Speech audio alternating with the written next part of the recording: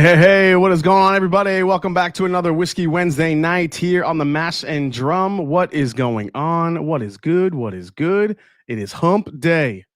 What is going on? It's been a kind of a hectic week for me, but it's all things considered, doing good and good to be back here tonight with you guys. We have a really, really interesting blind tasting we're going to be doing later. Testing to see if this George Dickel 20-year stuff can hang with some of the big boys. We've been seeing these 20-year George Dickel selections coming out on the market, much like the Buffalo Turkey kind of started dropping stuff. Now you're seeing these 20-year George Dickel whiskeys that have been hitting the market. Apparently, they're non-Lincoln County processed. I don't know how accurate that is or not. I guess we'll find out tonight. So, Martel, yo, Jason, let me know where the Blantons is at. It's over here, man. You can have as much as you want. So yeah, we're gonna test the theory. We're gonna see how good these things are. I've seen some that are really, really super high proof, almost hazmat. The one that I have tonight that we're gonna be testing out is a 20-year selection. This is the one that Nashville Barrel Company and Sealbox did together. 118.96 proof, 20 years old, distilled in Tennessee. So I think that some George Dickel can be highly, I think people are a little overcritical of it sometimes, most of the time. I think there are some gems to be found. I do realize it has a little bit of that flavor, that minerality, that Flintstone vitamin note that people tend to talk about. But when it gets to a higher age, higher proof, they tend to be a lot more layered. So I want to see actually how it does against some heavy hitters. So as you saw in the thumbnail, we're going to put against George T. Stagg, Jack Daniel's 14. We also have it against, what else did I put it against? Elijah Craig Barrel Proof, C923, to see how it does. I know the proof isn't quite up there with everything else, but it should be a fun blind just to see how it goes. So we'll taste that later. I also have a bunch of other bottles here that I'm kind of dying to get into, and trying to catch up. So yeah, we're gonna Rob B. I hate that I missed you at Barrelheads in Owensboro. Missed you by an hour. Cheers. Oh, Rob B. Yeah, was just there. We'll talk about that experience. So should be a lot of fun. So already have 195 bouncing in here right now. So glad to see you guys. JG, nice shirt. I have 3. Michter's US one for me tonight. Actually, that's what I have here in my glass. It's not the US one. I have the rye that we cracked open last week. I wanted to see how this is opening up, if it's getting sweeter as I assumed it would be, or is it getting more rye forward? So I'm going to start off with this tonight. Sean Dent is sipping on some Prideful Goat 8-year bourbon. The 6 and 8-year are both really tasty. I love the 8-year. I don't think I've had the 6-year, but the 8-year is really good. So let's begin as always with saying hi to you guys in the chat. Richard Husted was here early. He said that 20-year seal box is fire. We'll check it out. Mid-Hill Whiskey Lodge, what is going on? Aloha and cheers all. What's going on, EJ? Reveries Raven in the Glen tonight. Oh, Scotty Alexander. I missed my bottle today, unfortunately. I missed the delivery. I think that's what was coming, but I'll get it tomorrow night. I would love to have Jay, or Take, as you may know him, on and see talk through his vision for this one. Adam Hess is here. Happy Whiskey Wednesday, everyone. Master Drum Glen was just delivered. I'm breaking in with the Michter's 10-year. Hell yeah. Fred Minnick. Oh shit. I scheduled my only live of the year sometime same time as you. Oh, sorry. Come on, Fred. F your live. You're better than that. It's okay, Fred. It's not a big deal. The Bourbon Coach. Let's go. Finally cracking my Jack 14 tonight. What's up, Bourbon Coach? Oaken Agave's here. Matt Hembry. Ben Chrisman is here. Let's see. Ham Turkey in the house. What's up, Ham Turkey? Top Jimmy is here. What is going on, buddy? Warren Smith. We got John Legalbo. Cheers to the early crowd. F your live, Minnick. Yeah. Michael Speakerman is here. Rest in peace, Marbles. Oh, yes. Thank you so much, man. Yeah, my girlfriend's cat, Kim. My girlfriend, Kim, we unfortunately had to put her cat down yesterday, which was very, very emotional and rough. I have never really been a cat guy, but she was a really, really, really cool cat. Love that cat. So, yeah, raise your glass to Marbles tonight, guys. Appreciate that. Mike Daly, cheers, Jason. Our Mets are like 15 years old. Russell's tonight in first. Yeah, I don't understand what's happened with the Mets. They just keep winning, and it's As much as I love it, it irks me because I don't like feeling this comfortable yet as a Met fan. And other Met fans, you understand what I'm talking about.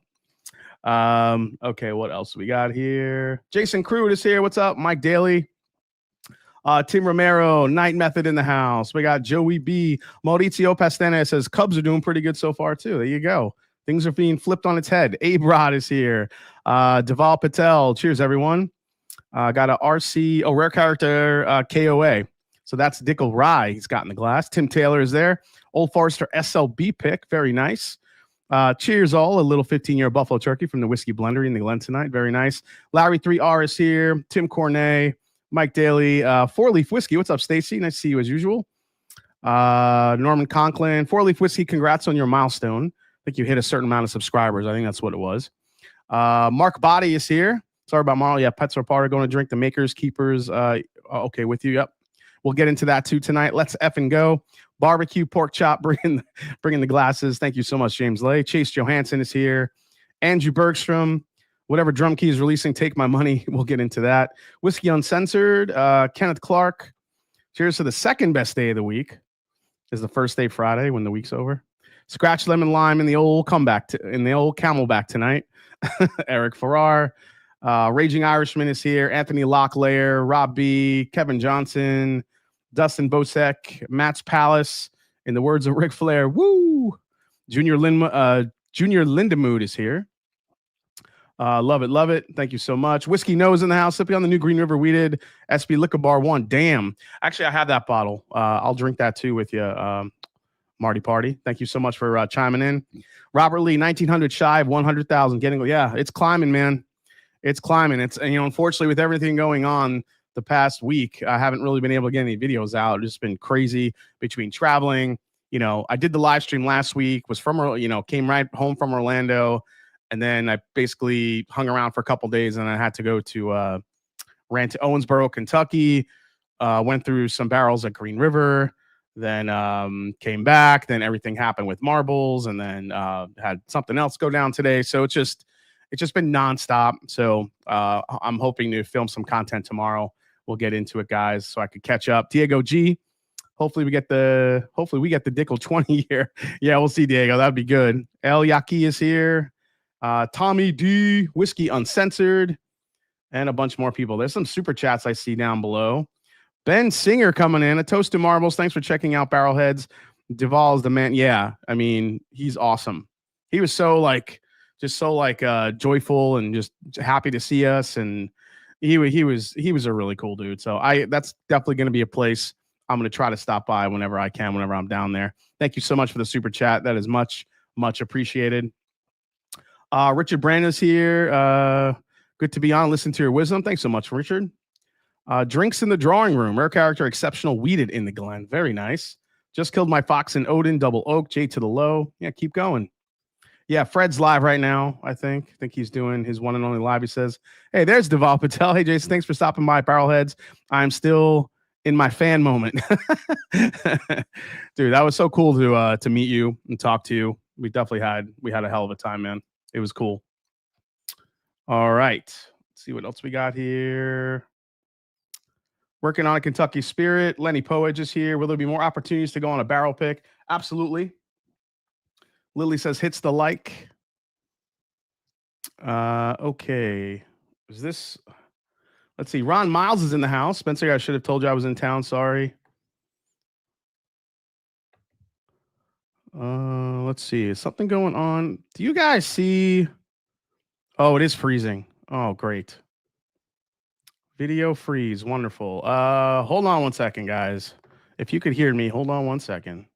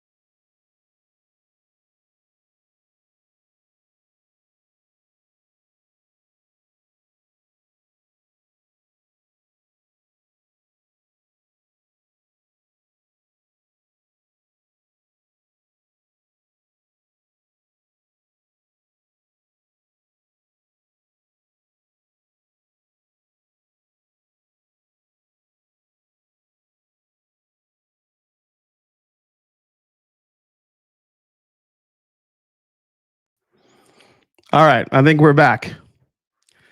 All right, sorry guys, not sure why the camera froze like that, but I think it was the connection to this thing. So hopefully this thing isn't malfunctioning. All right, good to go. All right, good to go. Thank you so much. Okay, we're back. Yeah, I didn't want to end the stream because it's alive. It is alive. All right, hopefully that doesn't happen again. All right, so I'm going to dive into this to this thing here real quick. Let me see. I think I was in the middle of the second.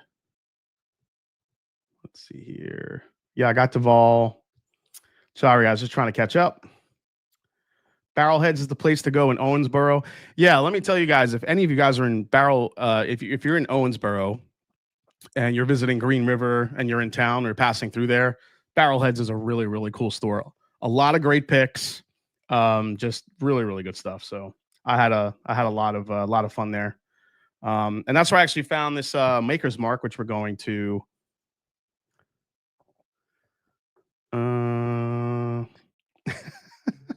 Ventriloquist act is impressive. Nice barrel. Jason, have you ever done a double bass of the Wild Turkey 12 versus Evan Williams 12? Sanch, I think I have. I think I did a bunch of 12 years in that. So, howdy, folks. What's up, Bourbon people? All right, let's get into this a little bit here. Then we'll get into some other stuff. I want to see if this actually has gotten a little sweeter here.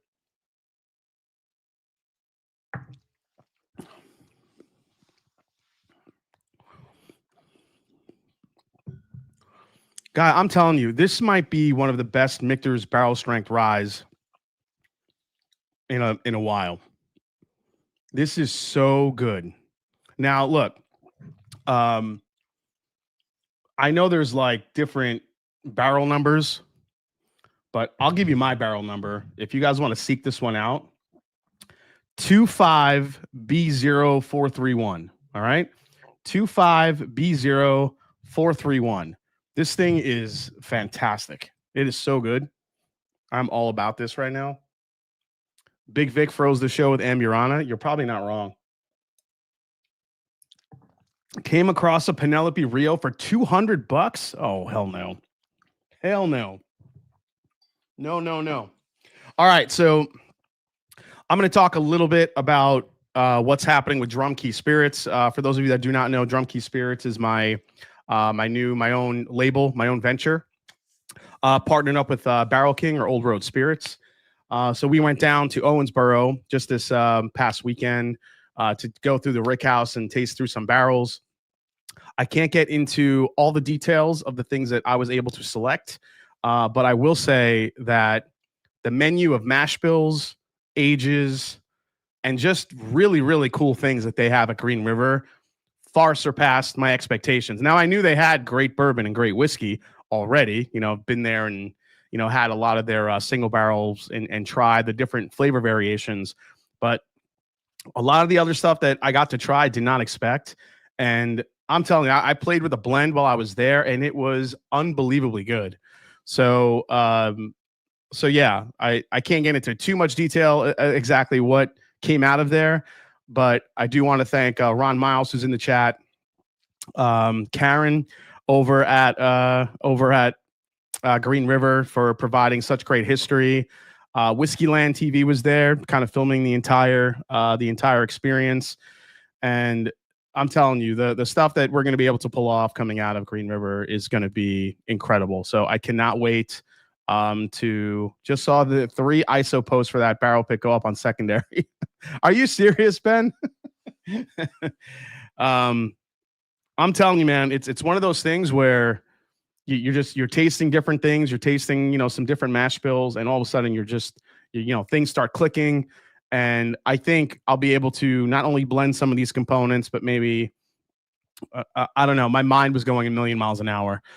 So we came out of there with a really, really positive menu of products. And I cannot wait for you guys to taste some of this stuff that I'm going to get to create. So we're still hoping for a fall release. We'll see how that goes. There's a lot of work to be done, but we are working on it. So cheers to all of you that were able to support me in that and just support the channel. And when the DrumKey, the debut, comes out, man, it's gonna be a good day.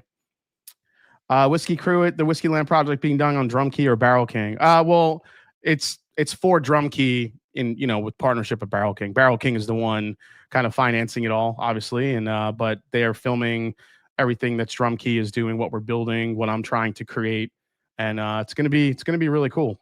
So we're excited. Oh, also I forgot, guys, a surprise review today. Surprise review for the Reese's Pieces peanut butter and jelly peanut butter cup. That's right. You're going to get the review here, whether it's worth it or not. You guys know I love some PB&J. I love Reese's.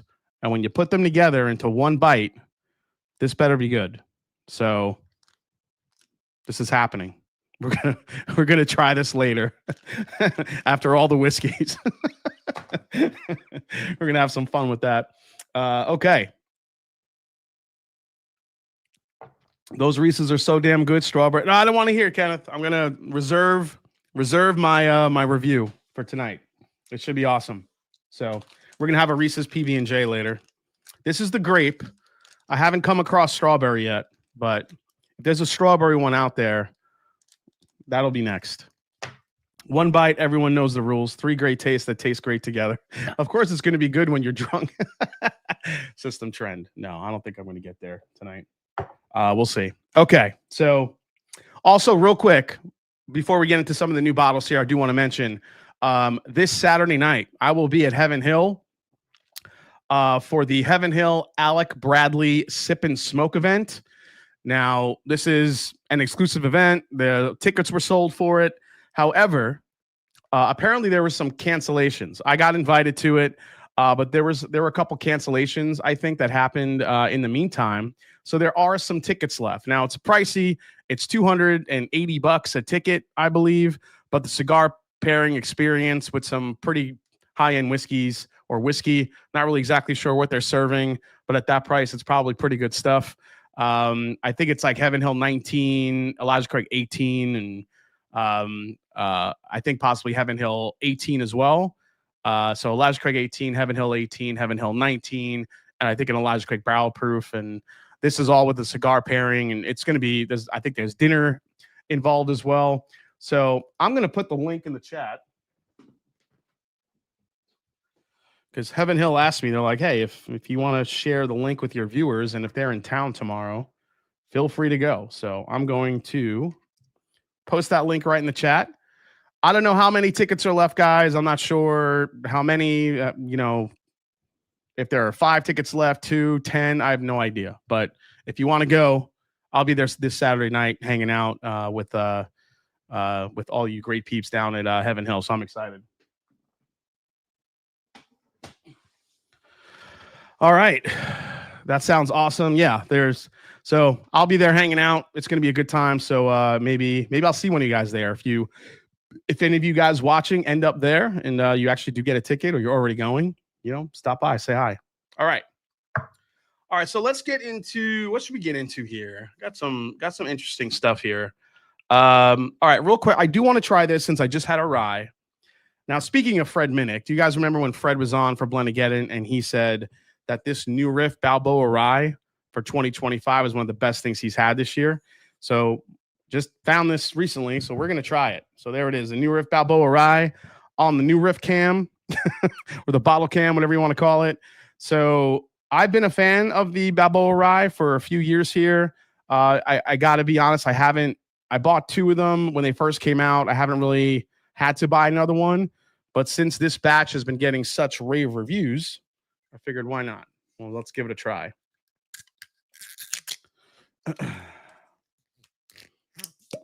Anything special planned for 100,000, says Nathan Fergassi. Yeah, I'm going to open some bottles I've been holding on to open. We're just going to have some celebratory pours, I think. Nothing crazy. Maybe we'll invite some guests on. It'll just be a hangout. Nothing crazy. Yeah. Things might get a little emotional. We'll see. All right. So new Riff Balboa Rye, Kentucky Straight Rye Whiskey. This is bottled and bond. Made with rare heirloom Balboa rye grain, exclusively grown for New Riff Distilling. So, see if the back says anything.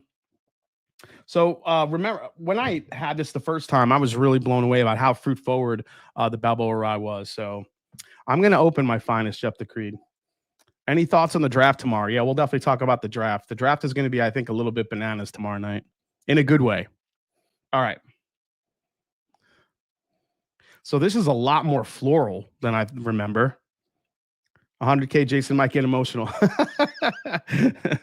Who you rooting for in the NBA playoffs? Of course, my New York Knicks, baby. My New York friggin' Knicks. They have a tough series with Detroit right now, but we'll see how they do.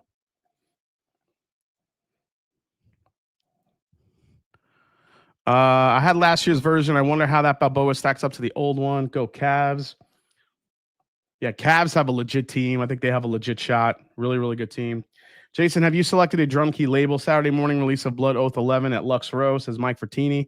No, right now we're in the middle of the DrumKey labels. I got 4 different variants of it, and they were voted on by my my Patreon crew.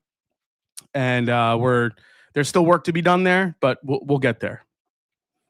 All right, let's give it a try here.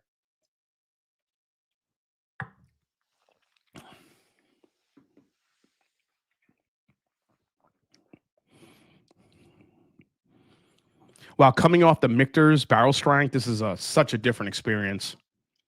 This is clove, cardamom, a little bit of that fruit note is there, kind of like a stone fruit, but almost getting like caramel apple.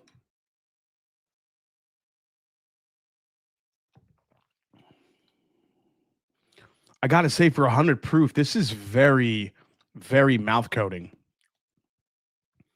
Like the flavor hits you right away. It's not thin at all. I could see why Fred would like this. Fred is all about like the feels on the side of the tongue, how those flavors kind of come through, and I could see that on this. This is better than I remember. So maybe there is something to this release this year. The rare Balboa rye variety is grown exclusively for New Riff by our superb family farmers. Yeah, it's floral, it's fruity, it's savory. It's got a lot going on here. This is really good.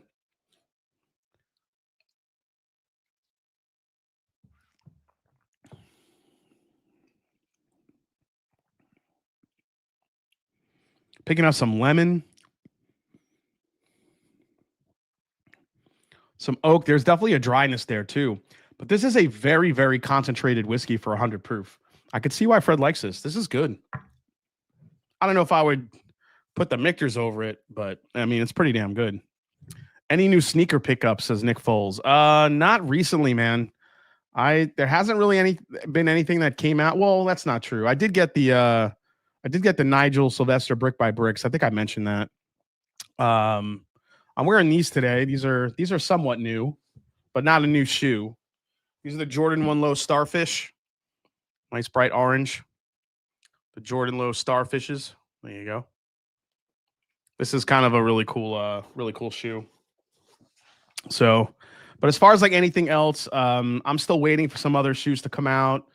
I think we're gonna pick up the new Luca 0.77s tomorrow. The Bloodlines. Those look like really cool shoes. I might grab those.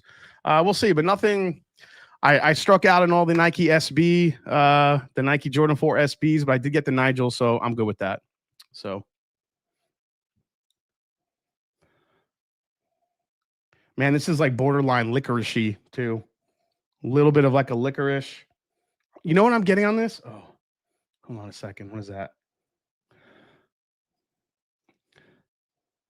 Yeah, liquid smoke. Absolutely liquid smoke. It almost has like a chipotle pepper. Chipotle pepper, liquid smoke. What is happening in this glass? Wow, that's interesting. Jason, you rock any Air Max? Yeah, John Bornick. I have a couple pairs. My favorite pair right now are the Air Max Bacons. I got the re-release from like last year, the year before. And then I'm waiting for this really nice red, white, and blue pair to come out. I think that's coming out in the fall or the summertime or something like that. So, yep.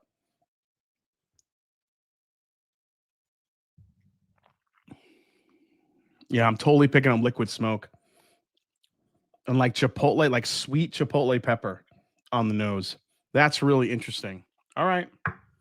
All right. I could see why Fred likes that. That's a good whiskey. I don't think it's better than the Michter's, but it's really good.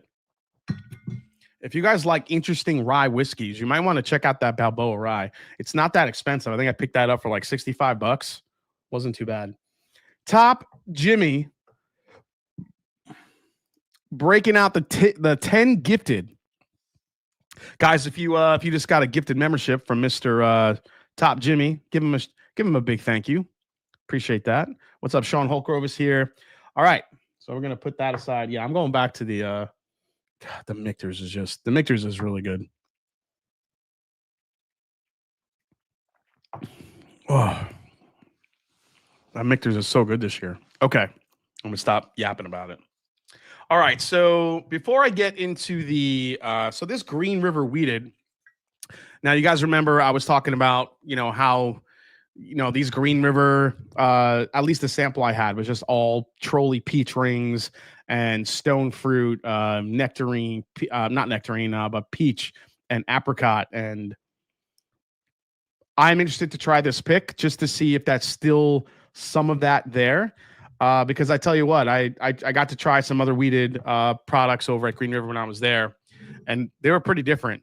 So it's exciting to me to see that this product does have some good flavor variants, because I think it's going to be really, really cool. Yeah, Michter's.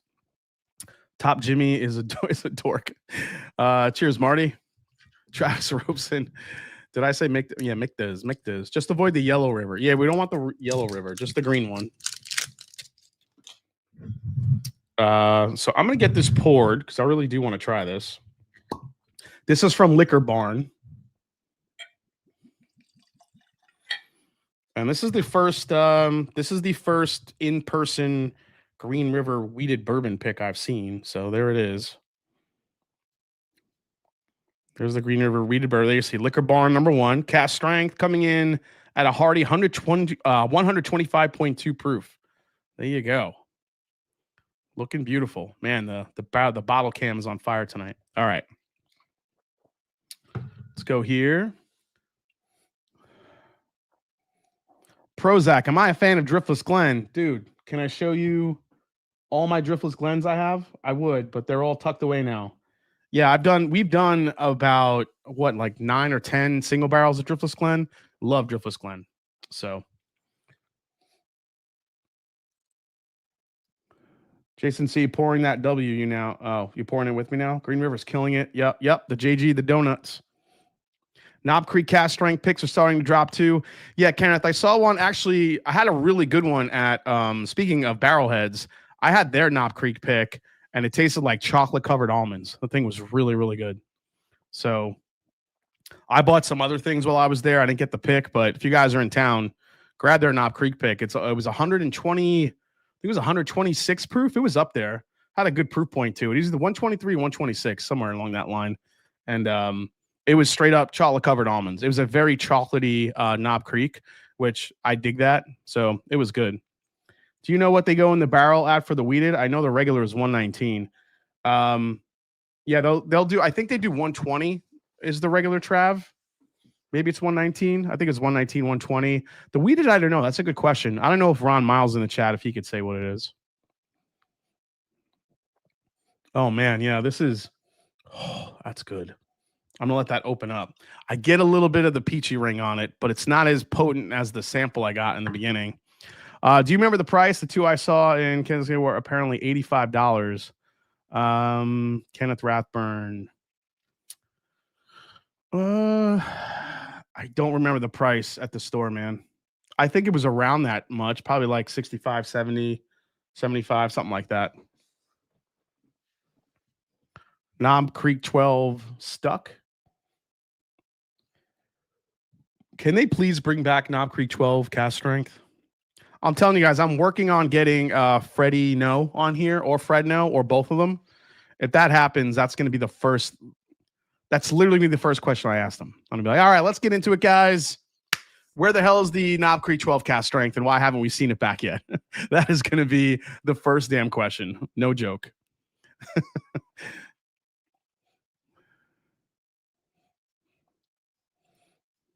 Man, this is really nice on the nose. All right, I'm gonna let that open up a little bit, and in the meantime, just have a few news stories to go through, guys. Not a ton, but we'll go through some of them here. First and foremost, this has kind of been the big news. We could have talked about this last week, but I was probably too half asleep last week. On Friday, the Lexington Herald-Leader reported that Garrard County Distilling Company, which closed this year after less than 14 months in operation, is being taken to court by Truist Bank, which claims the distillery owes it more than $26 million. Man, what a shit show. Owned by the Atlanta-based Staghorn Garrard County Distilling Company, opened in January 2024. The distillery was said to have cost more than $250 million. In February, Staghorn announced it was bringing in former Widow Jane master distiller Lisa Wicker, I do remember that, to lead distillation efforts, hailing her as our obvious first choice. In March 2025, employees were furloughed, and in April, the distillery officially halted production. Now it's heading to court over the claim from Truist Bank. The company has also been sued over unpaid construction bills. Truist Bank said in a motion for an emergency receiver that Garrard County Distilling's poor performance, coupled with the fact that borrowers' operations have ceased completely, leads to the unavoidable fact that the borrowers' businesses have failed and value of the business assets is unquestionably and rapidly diminishing, according to the Herald-Leader. As of April 3rd, Truist claimed in the lawsuit that the company owed $26,159,069.16 for principal, interest, late charges, and other fees. So that's unfortunate for Garrard County Distilling. I mean, look, I don't know enough about the distillery, what they were creating, if they were putting out specific whiskey. I never really heard anything that they were putting out. So that's unfortunate. And unfortunately, a lot of that seems to be timing. I'm saying, like, when your distillery becomes up and running at a time when nobody really is interested in trying a lot of new whiskey like they once were, especially during COVID, it could be a problem. Unless you're coming in hot with like a big name, like, we have Potter Jane, which is going to be opening at some point. That's Denny Potter and Jane Bowie. Those two have phenomenal names in the whiskey business. So I don't think them selling any whiskey is going to be an issue, but other big distillers that are spending a lot of money that maybe people don't know by name quite yet, I feel like those are some hard times coming. And unfortunately, it kind of went the way it went. Now, I don't know all the details. I'm sure there's more to be unpacked there, but unfortunately for Garrard County Distilling, it looks like we won't see any whiskey for them, not only for a long time, but if ever. So Todd Ritter says it's unfortunate their blends were solid. Their distillate was decent too. So, all right. So Todd got to try some of their stuff. Lisa Wicker came out today and said she was fired 11 days after she was hired. Oh my God. J.W. Rutledge is even struggling, to be honest. I mean, Jim Rutledge, listen, the guy's a legend. He could work with a lot of, anybody he wants, whether it be on a consulting basis, whether it be coming in and doing some pinch hit distilling, whatever he wanted to do, he could do it. I just think some of the stuff that he attached himself to, like a Blue Run, just didn't really work out for him too much. I probably don't think it's his fault. He probably just was making the whiskey he wanted to make, but unfortunately other stuff got in the way. So future home of DrumKey, might be able to pick it up on the cheap. Jeff Perkins, even a cheap distillery is going to cost you at least $15 million. So I think that's happening. And you probably got to take on all their friggin' debt too. So screw that. That's not happening. All right, let's go to the next one, guys. And this is something different from WhistlePig. Leave it to WhistlePig to bring out something like this. WhistlePig announced a toast to 420. So April 20th, you see where this is going maybe, with marijuana flavored maple syrup. It's called the Sticky Icky. WhistlePig, the Vermont distiller, equally synonymous with rye whiskey, as its ludicrous gold embellished bottles and April Fool's-esque marketing stunts, is back in the headlines. This time, the brand is teaming up with the cast of the 2001 cult comedy Super Troopers for a cannabis-infused maple syrup design for use in your next dank cocktail. The unabridged name of the product is Deep Breath WhistlePig Limited Edition Non-Psychoactive Troopers Edition Sticky Icky Natural Cannabis Terpene Infused Barrel Aged Maple Syrup. Yep, that's the whole name. let's start with the basics. Perhaps most importantly, the sticky icky inside is each 375 milliliter bottle won't get you high. Rather, the organic Vermont syrup is infused with terpenes, naturally derived cannabis flavoring before aging for an undisclosed period in Whistle Pig whiskey barrels. The syrup is recommended for use inside of a maple old fashioned. It's currently on sale in a $75 bundle, complete with a bottle of Piggyback 6-year rye. So, yeah, if you guys like your cocktails dank, there you go. Get some sticky icky from Whistle Pig. I don't think I'll be able to. Yeah, way too much again. I'm stoned just listening to this.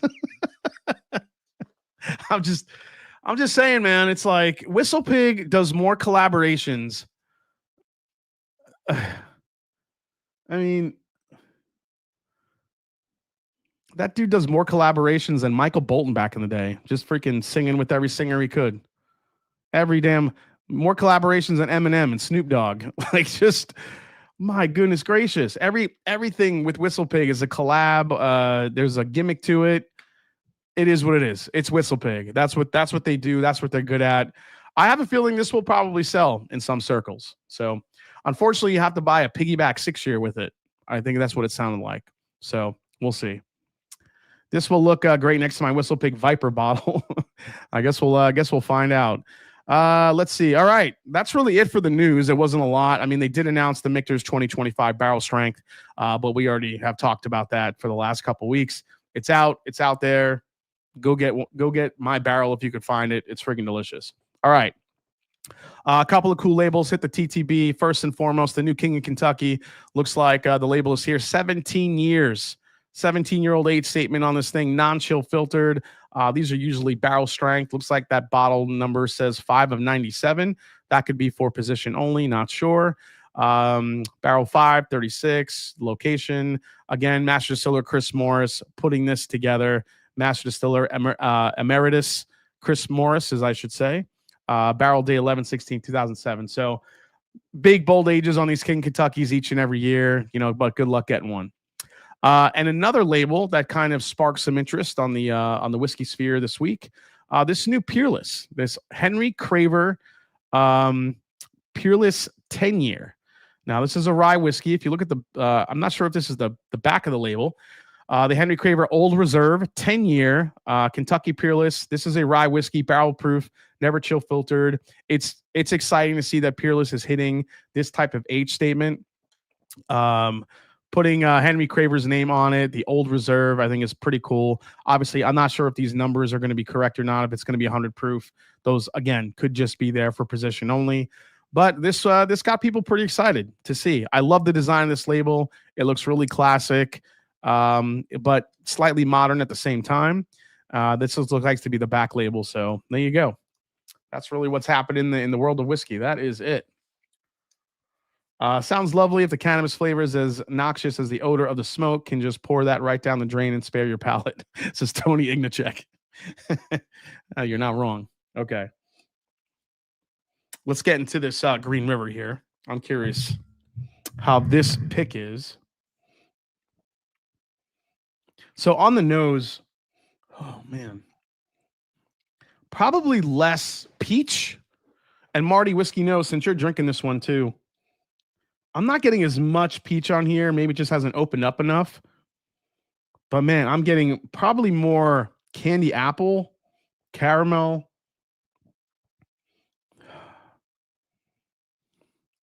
Oh no, the peach is there. Yeah, it's starting to show up a little bit. Let's give it a try, man. What's up, Jake Anderson?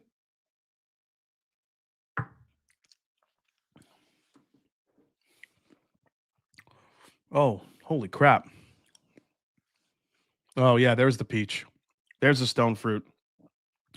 Yeah, whiskey knows. I agree. I think it comes through peachy and citrusy, sweet. Man, the vanilla in here is just in your face.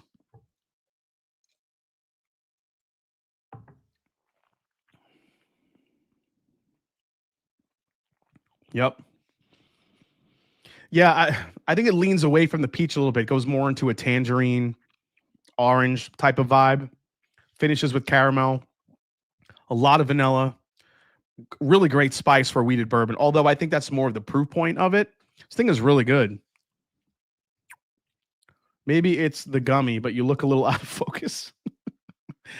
Do I seem a little out of focus, guys, or am I in focus? No, I feel like I'm in focus. How about those Jack Daniel's single barrel proofs? Revisited after a couple months open. It had a dusty note, says Jake Anderson. Oh, that's good. Is it a dusty note or that dusty peanut note that sometimes you get in Jack? Because that could be coming to the forefront too. This is really, I mean, this will give Larceny Barrel Proof a run for its money. No joke. I think these have very, very big possibilities. Yeah, it's spicy. I like the spice on this for a weeder. Why don't you do a test between Cooper's Craft versus Green River? Cooper's Craft. Well, Cooper's Craft is 100 proof. Green River, I don't see why that would be the Cooper's Craft isn't weeded. Now, if you're talking about regular Green River, Jake Anderson said the peanut dissipated and the dusty banana. Oh, dusty banana. Yeah, there you go. Yeah, apple and caramel is perfect. Mine was Distillery release. Yeah, I'm getting apple too, man. Getting more apple on the nose, but I think the orange really does come true on the palate. If anyone has the chance to go to Revival Spirits in Covington, do it. Yeah, absolutely. Revival's great. Have you ever had any of the Rare Character Exceptional Series weeders? I think it's smooth ambler sourced. Yes, I have had a couple of those Prozac, and I actually think they're fantastic. But you have to definitely be getting them from a palate that you trust, because they're expensive. And I've had I think one I had was really good and the other one I had was okay. Sky Kids is here. Just starting the bourbon life. What are 5 entry-level choices do you suggest that give a well-rounded taste to help figure out what one likes in the range of $0 to $80? Wow. That's an interesting question in today's times, because there's so many options now on the shelf.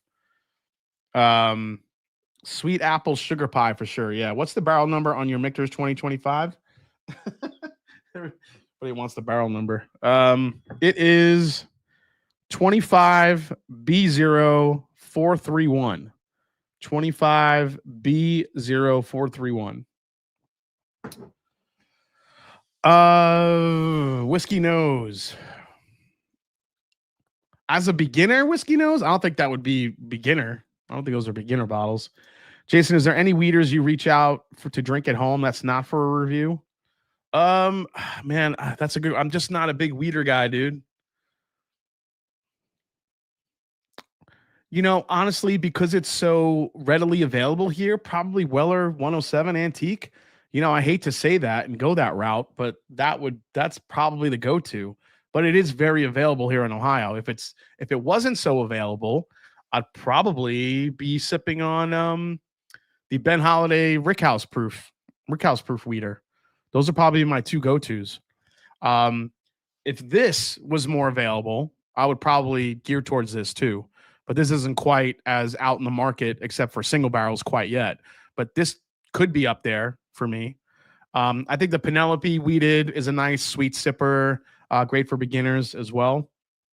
All right, as far as beginner stuff, I mean, go with the classics, to be honest. Get yourself a Buffalo Trace, 90 proof Buffalo Trace. Get regular Elijah Craig. Sometimes you just play the regular old hits. You don't have to go too crazy. Elijah Craig, Buffalo Trace. I mean, these are still really good quality bourbons for the money. Get those 2. Get yourself maybe a Knob Creek 9-year. Grab a Knob Creek 9-year. This way you're tasting Jim Beam, you're tasting Heaven Hill, you're tasting Buffalo Trace. That's 3. What else can you get? Get an Old Forester. Get Old Forester Signature, 100 proof. That is a great little bourbon for the money. And I don't know, 5th, I don't know, what would you toss in there? Like Michter's US 1, Michter's American. You could try Maker's Mark too. I mean, Maker's Mark, just to get a weeded bourbon in the mix, you could try Maker's Mark. And then as you kind of figure out what you like, you know, kind of reach out from there. And of course, I'll always recommend Wild Turkey 101 for 20 something bucks. It's a great bourbon. This way you have like your 90 proofs, your 100 proofs. You kind of know where you want to, you know, kind of, you know, dig in and where your palate's going to fall. Do you like a higher proof yet? Do you like the lower proof?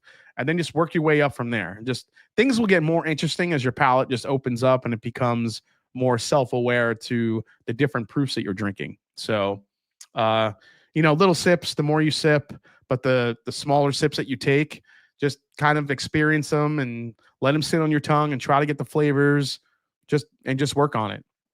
It's remember, there's no wrong way to drink it, no right way. Just enjoy it. Try to get the flavors you can, and go from there. And then as you get bored with those, then start going up to another price point. If it's $0 to $80, though, I mean, there are definitely things you can get as a step up. Like if you really want to try a good Wild Turkey, yes, I would probably go rare breed. I agree with Marty to that aspect. If you want to try a better Buffalo Trace, see if you can find an Eagle Rare 10. That's a little bit better, higher quality, more age. If you want to try a more expensive, better Heaven Hill, get the Heaven Hill Bonded. The Heaven Hill Bonded 6-year is a great bourbon for the money, around $60.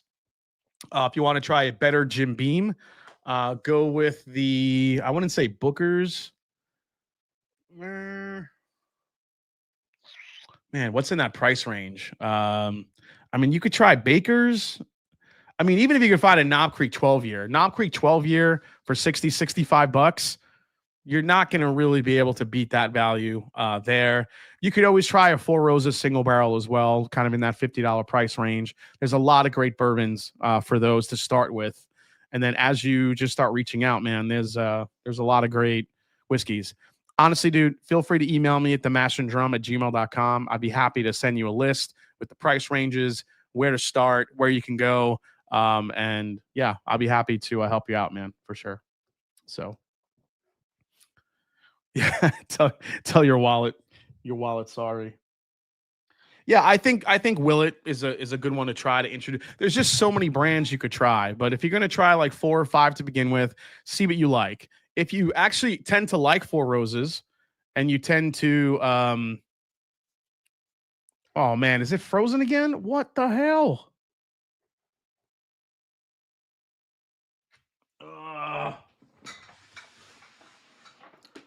Hold on, guys. I don't know what's happening here.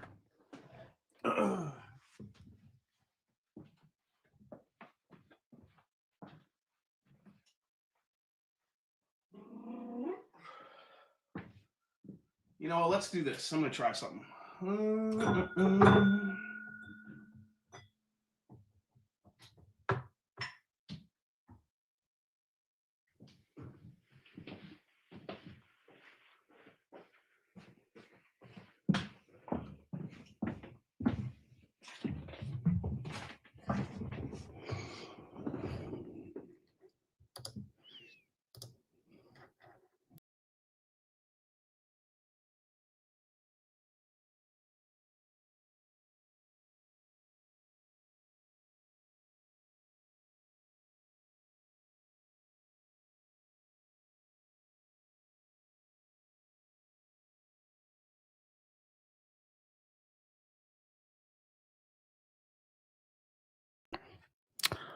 All right, guys. I might be having a trouble with the actual wire that's going from here to my camera. So hopefully this wire stays working. It does not. Oh my God. What the hell is happening?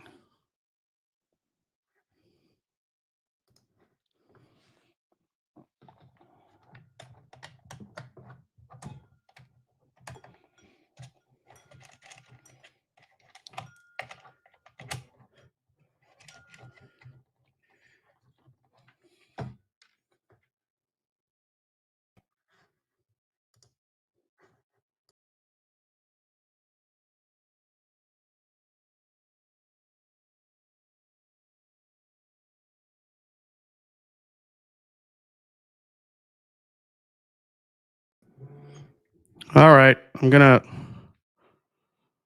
let this run here. Oh my God. Yeah, this is annoying. All right, stay. You know, if this quits again, I might have to close out my browser, reopen it, and then, but I'm not going to end the stream. So just bear with me tonight here, guys. I definitely need some sticky icky. Oh my goodness. Yeah, that was a nice rick house though, right? Yeah, that one. That's actually Wild Turkey. It's a picture of Wild Turkey. Jason got his equipment from Dusty Dan. I don't know what's happening. This doesn't really happen ever. So I don't know what the hell's going on. I don't know if it's this or the camera or what, but we'll figure it out.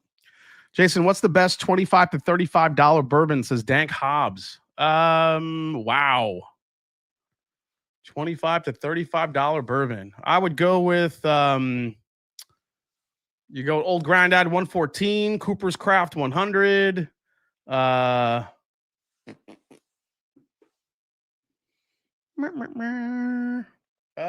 else?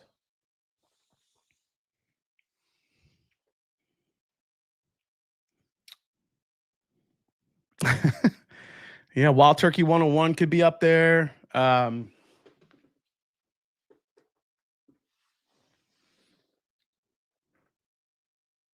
I would actually throw Old Forester 100 Signature in there. That's a sneaky good bourbon, man. I don't think enough people talk about that one. 1792 Evan Williams, another great one. Benchmark Foolproof, Jamie H. Thank you so much. Benchmark Foolproof and Benchmark Top Floor.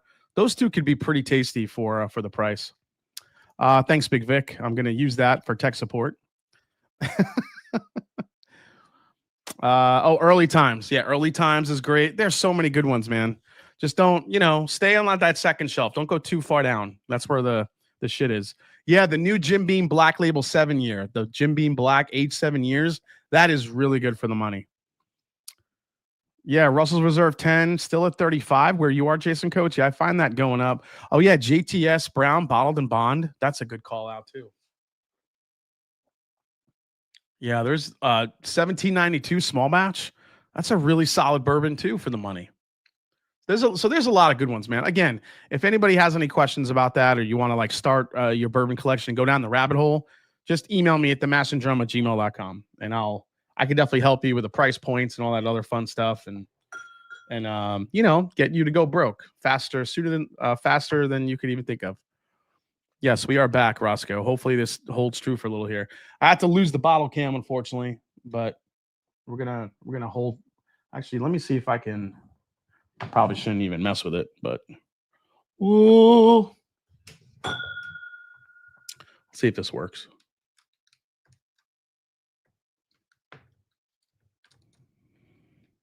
I don't think that's gonna work. Oh, maybe that.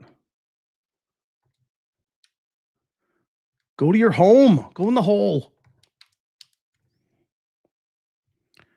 I think it's this wire. Maybe not. Oh, there we go. All right, let's see if this works. Does that work? Oh, that worked. Stay. Okay. Are you too good for your home? All right. Next thing. Let's try the Maker's Mark. This is the one I really want to try. So let's get into this, guys. Got the Maker's Mark. Cavs versus Heat coming down to the wire. No pun intended.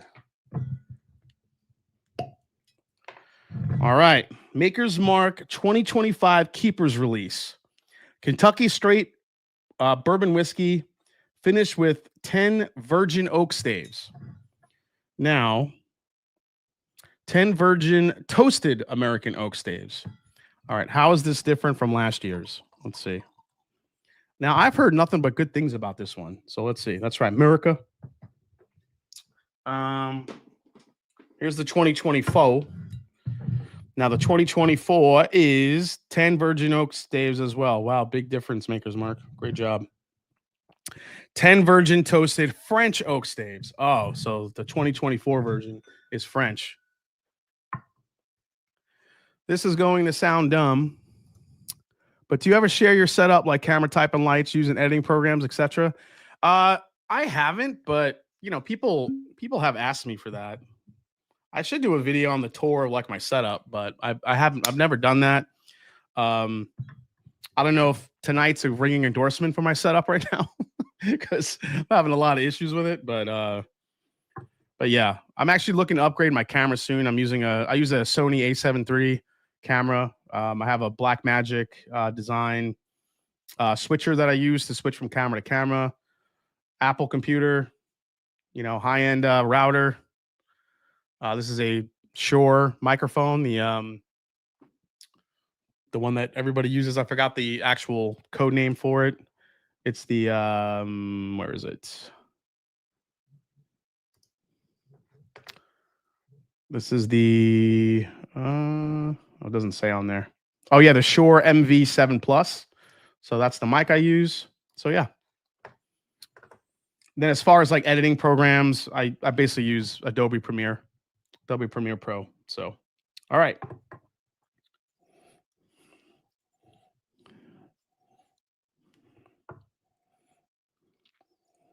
Smells like Makers.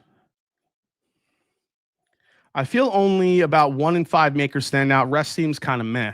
Codename Frozen. Master Drum, 2 things with Makers Beam picked. Wait, what? James Lay? 2 things with Makers / Beam picked a Makers Thursday. I conned them into doing the OG OHLQ Red Velvet Cake. Second, did Garrett email you? Yes, he did, James. We're good to go, man. Thank you.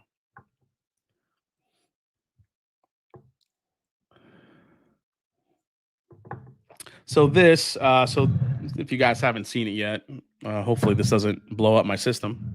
But this is the new Maker's Mark 2025 Keepers release. This is the second release in the series. Now, if you look at the side, this is the second release of 5. So there's going to be 3 more of these. Again, this is 10 virgin toasted American oak staves. Last year's was French, 10 virgin toasted French oak staves. And as you can see here, also price, I'm sorry, not price, but proof, 109.3 proof. Price on this one, I believe, was about 60 something bucks. So they're not terribly expensive. One thing that you're going to get from Makers is pretty decent value. Yeah, last year was the same thing. Last year was 111.7 proof. So yeah, it's the heart release. This is the Keepers release. Do I like the Keepers or do I like the heart better? Let's see. Well, let me try just the new one first. See what I get. Cocoa powder.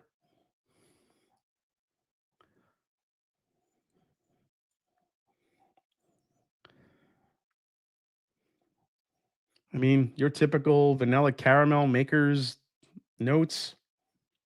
You get the weediness. Let's give it a try here.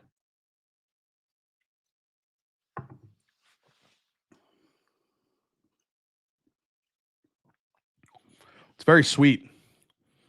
I think you get like a little bit of a marshmallow note here. A little bit of a marshmallow.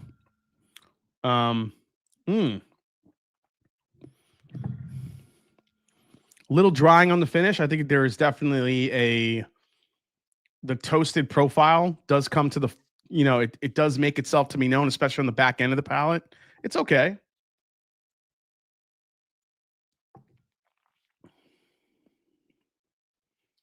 It's sweet. Like the more you sip it, the sweeter it gets. That marshmallow note is really starting to come through. Marshmallow and spice. Good oak spice. Have some oak tannins here that kind of tingles on the back end. Just did a blind of Wild Turkey 101 8-year, regular 101 in the 70th, and then 101 8 came in first, says Jamie H. Yeah, the 8-year definitely has a little bit more of a boosted profile to it. But I still think the Jimmy 70th is better than both of them. The Jimmy 70th is a special bottle. I'm glad I have one backup. I should have got more, though. All right, let's go to the 2024.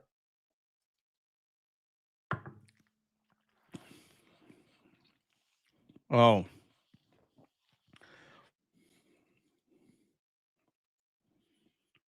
The 2024 is actually richer on the palate when it comes to flavor. It's got a better texture. It's probably because of the French oak. French oak gives you a lot more texture than regular oak does. Or I should say American oak. It's that tighter grain it has. It just brings a lot more viscosity to the whiskey.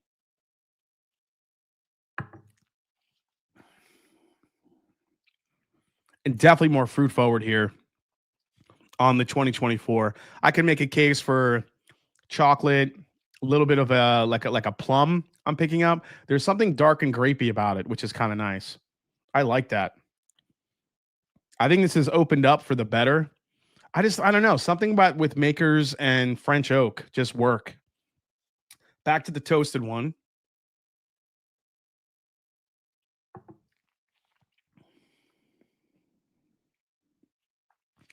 Coming off the French Oak, this 2025 release is straight up candy. And I think that's why people are going to like that one even better than the 2024. This one turns into candy the more you sip it.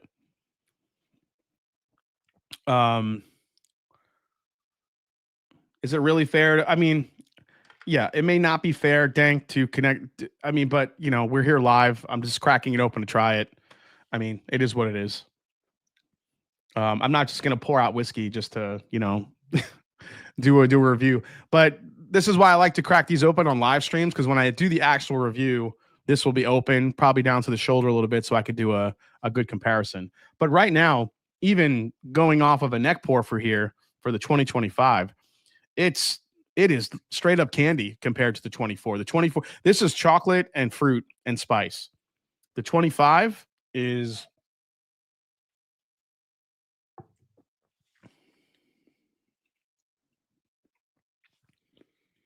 Yeah, it's marshmallow. Actually has a little bit of a burnt marshmallow thing going on. There's a slight bitterness on it. That could be the youthful quality of Maker's Mark too, but it's sweet. It's a much sweeter.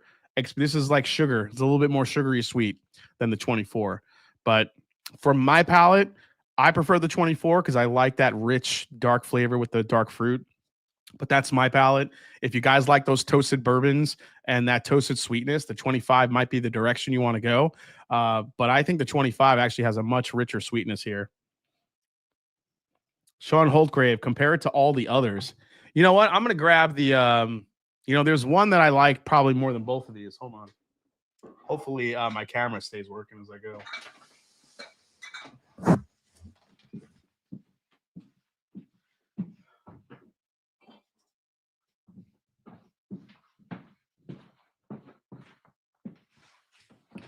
Guys, remember this one, the Maker's Mark, the Lost series,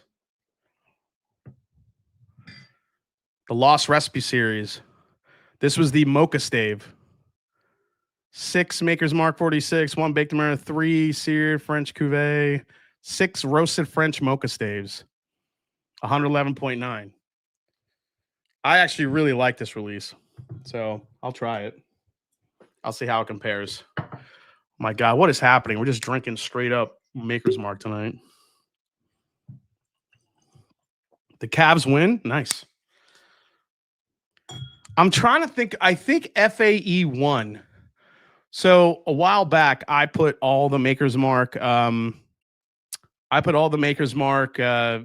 you want to call them? The wood finishing series, the license plate series, all against each other blind. And I think the FAE 1 or 2 won the whole thing.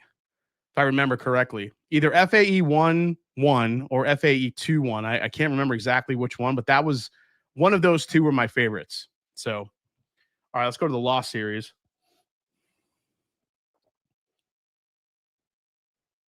Do the BRT 2. It won't make your makers blind, says Justin Mills. Yeah, the BRT I don't think it did well.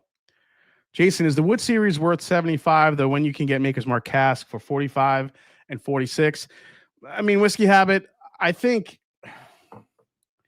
it's, I'll give it to Maker's Mark in this way. I like to give Maker's Mark a lot of shit because I feel like they just don't do anything a lot very innovative. They just keep throwing these freaking staves into whiskeys and rebranding them as something different. I mean, let's be honest. That's what these are. They're rebranded versions of the license plate wood finishing series, the BRT2, the R2D2, whatever the hell they were. They're just rebranded. They're using the same types of staves that they used, putting them in different whiskey and rebranding it. That's what they're doing. So, that definitely bothers me a little bit, but I will say this. The staves do change the whiskey quite a bit. So whether you're sick of it or whether you're not, these different staves combinations they do, it changes the whiskey quite a bit. So just using this for just the 24 to the 25, they're two completely different tasting whiskeys.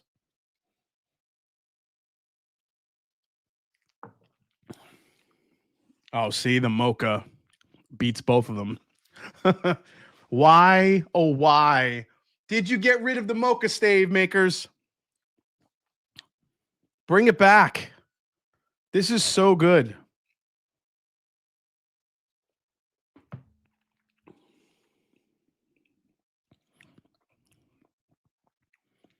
This is like a chocolate caramel, like truffle in a glass. It is so rich. It's got a little spice on the end. This is better than both of these two. And you guys know how much I love French oak, but this combination that they did, this is better than both of them. I'll tell you, man, this so the Lost Recipe series, this is edition 1. I don't know if edition 2 is going to come out. What other recipe did they lose? They didn't get rid of any other staves. That was the only one they ever got rid of. So I don't understand what they would do with edition 2. Yeah, I mean, it's still makers. It's mid, Eric the Red. I get it. But I don't know. Dude, there are some people that love makers. I don't always understand it, but it is what it is. Some people like the consistency. I don't know, but we're going to blend them. I'm going to make my own makers. What is it? The Heart Keepers. This blend is called You Kept My Mocha Heart. I'm going to combine all three of them. You Kept My Mocha Heart. Okay. Do you have a cellar? We've been told to compare that one. A cellar age? Do you have a cellar? We have been told to compare that one. Oh, this smells fantastic. See, I have the 23 and the 24 cellar aged. I really like the 23. The 24 to me was undrinkable. I hated it. That sour milk note that people talk about with makers was all over the 2024 from my palate. I just couldn't stomach it. It tasted sour. It was bitter. It was just, there was something about it. I could not do it. And in the book Pappyland, he asks, they changed the recipe? You think they chime in for Heaven Hill? Yeah, cellar age against the keepers. Keeper of Lost Hearts. Oh, there you go.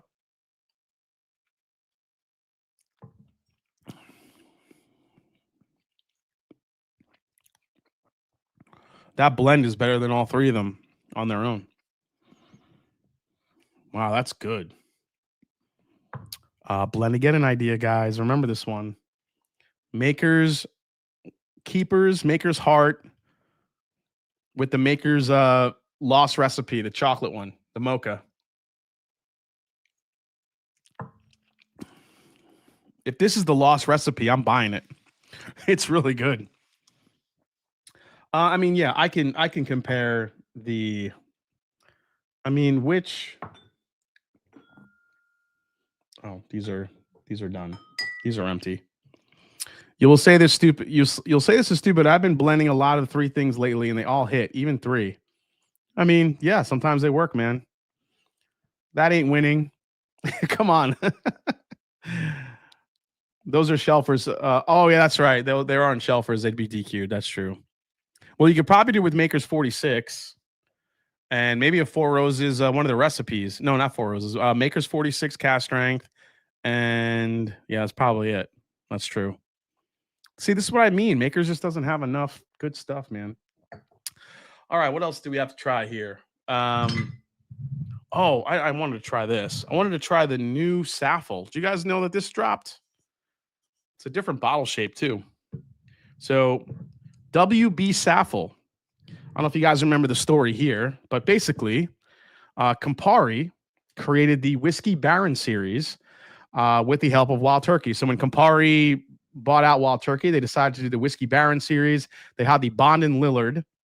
That was the first one. They had a couple batches of that. They were okay, not great. They had the I always forget the one. Oh, the Rippy, the old Rippy, which was another older blend of sourced Wild Turkey for Campari. And then they had this one, the WB Saffle. Now, the difference with the WB Saffle is that when the WB Saffle came out, people just weren't digging it.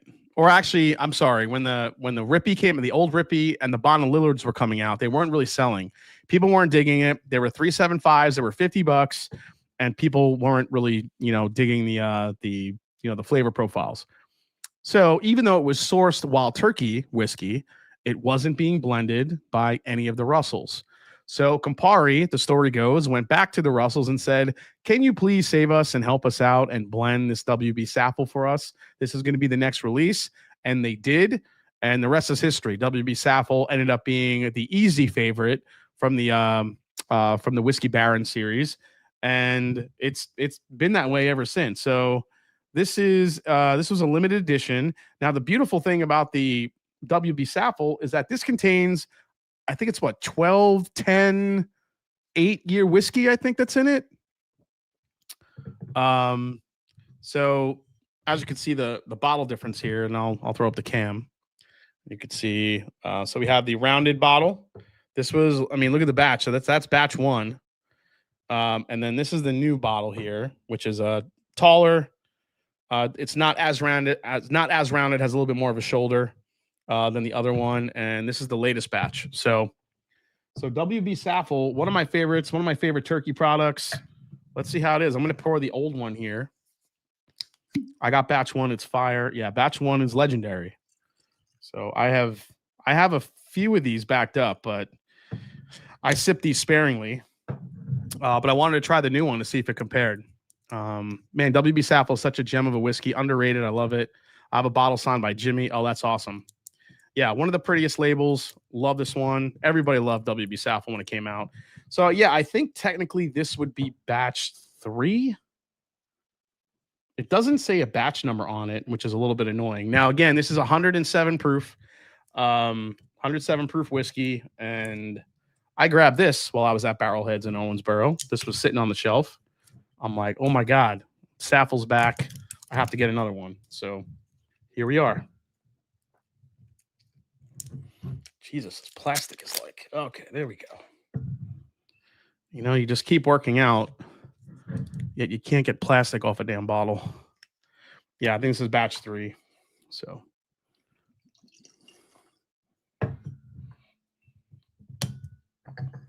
Let me get the right stats here. Let's see here. WB Saffle Bourbon. I'm pretty sure there's 12-year whiskey in here, but let me give it a go. Okay, blend of it's a blend, reportedly a blend of 6 to 12-year whiskey in here. 6 to 12 years. Jason, with so many bottles, do any ever get so old they're not any good? Yeah, Larry, that actually just happened last week. I think I had mentioned that I had just cleaned out my whiskey room, and I had to literally get rid of about 100 and something bottles. About 50 of them got cloudy, couldn't drink them anymore. The rest I gave to my mother. So.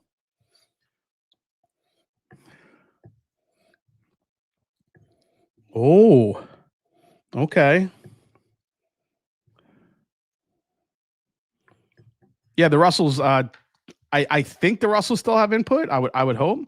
Jason, Tony Bag of Donuts. Did I miss a DrumKey update? Can't wait to get my mitts on it. BK Gold is the best. Hope to see you in the Matt Madness finals this year. Cheers, do not. Thank you so much, man. Does the new bottle have more ounces? No, it does not. Fat chance. 375 milliliter, just like this one. It's just that this is taller. This is a little bit shorter and wider. Vincent Fraser, a lot of the bottles that you mentioned, I never see them in my area, and I do. They're so expensive. Vincent, where you're from, man? Larry, they were from about 5 years ago, 5-6 years ago.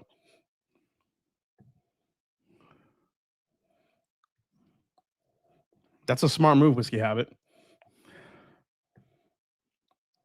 All right, so the batch 1, all Wild Turkey on the nose. It is orange, it is cherry, it is toffee. This latest batch has all that too, but again, a little bit more savory. I feel like that's like the new Wild Turkey profile. Just has a hint of a like a basil leaf or clove, something like that. Robert Schmer, I'm drinking the new WB Saffle.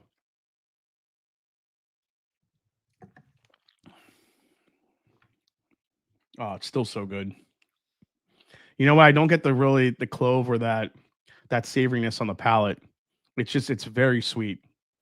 Go to the one.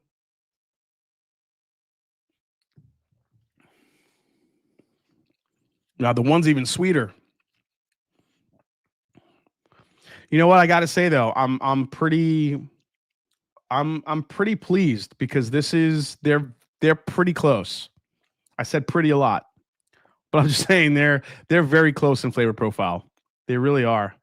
Any similarity to the rare breed? I have bottles going on 5 years old at this point. So far, they're still good, but I think fill level has a lot to do with it. These are my special occasion pour. Oh yeah, no, I would save those, Terrence. I'm telling you, really, the best way to save a bottle you really love, it really gets about halfway down. You really want to save it.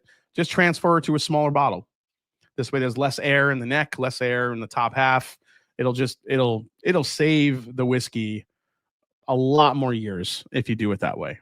I know people don't like to switch the bottle that it's in, but you could just buy some spare bottles online, some 375 empty, 375 milliliters.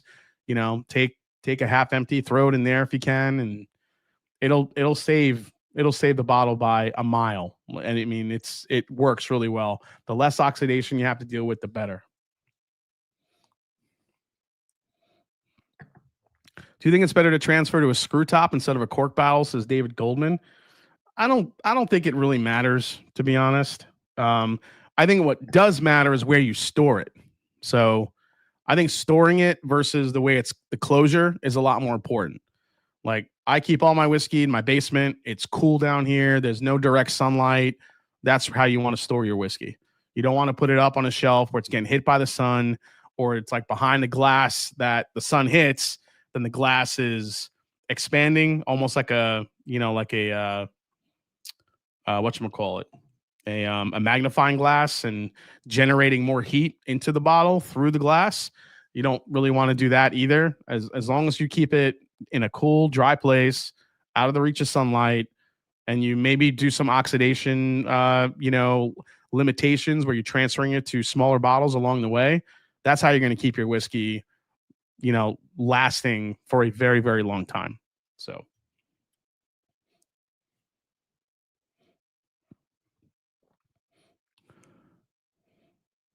Yeah, synthetic corks. I think that's a great idea. Synthetic corks over the standard corks, especially if you're buying Dusties. Anytime I bought a Wild Turkey bottle that's like from the 70s or 80s, the corks always break. So getting some synthetic corks to replace them is definitely a good idea as well. Yeah, 5-ounce bottles on Amazon are perfect. Yep. Just wondering if I should transfer them to a smaller bottle. They've been that way for a few months, says Robert. Now, Robert, you have some time. If they've only been in again, you're talking about bottles that if they're halfway, for a few months, that's not a big deal. Now, if they're halfway for like a year and you're really worried about it changing a lot of flavor, then transfer it. It's not going to really happen in the matter of a couple months, especially if they're stored in a cool, dry place. It's really about if they've been sitting a while, with sun in the room and a lot of heats. That's when you got to worry a little bit more. Yeah, they sell them on Amazon for sure. Why does bourbon taste good when you down the bottom of the bottle? Vincent Fraser. I don't think that's true for every bourbon, but that's because it's gotten so much oxidation. A lot of the alcohol, a lot of that harshness can evaporate, and you're just left with a lot of sweet, usually. So that's why a lot of people sometimes like it towards the bottom. I think Jason said this before too. Higher proof seems to hold up better to age with air. Yeah, absolutely. When it's a lower proof and there's more water in the bottle, the water is going to become a little bit more prevalent. The water is going to maybe start taking over the compounds in the whiskey, and it'll just become really flat. Cask strength with no water added, except for the natural water that was already in there when the bourbon was aging. Those will tend to last longer. So.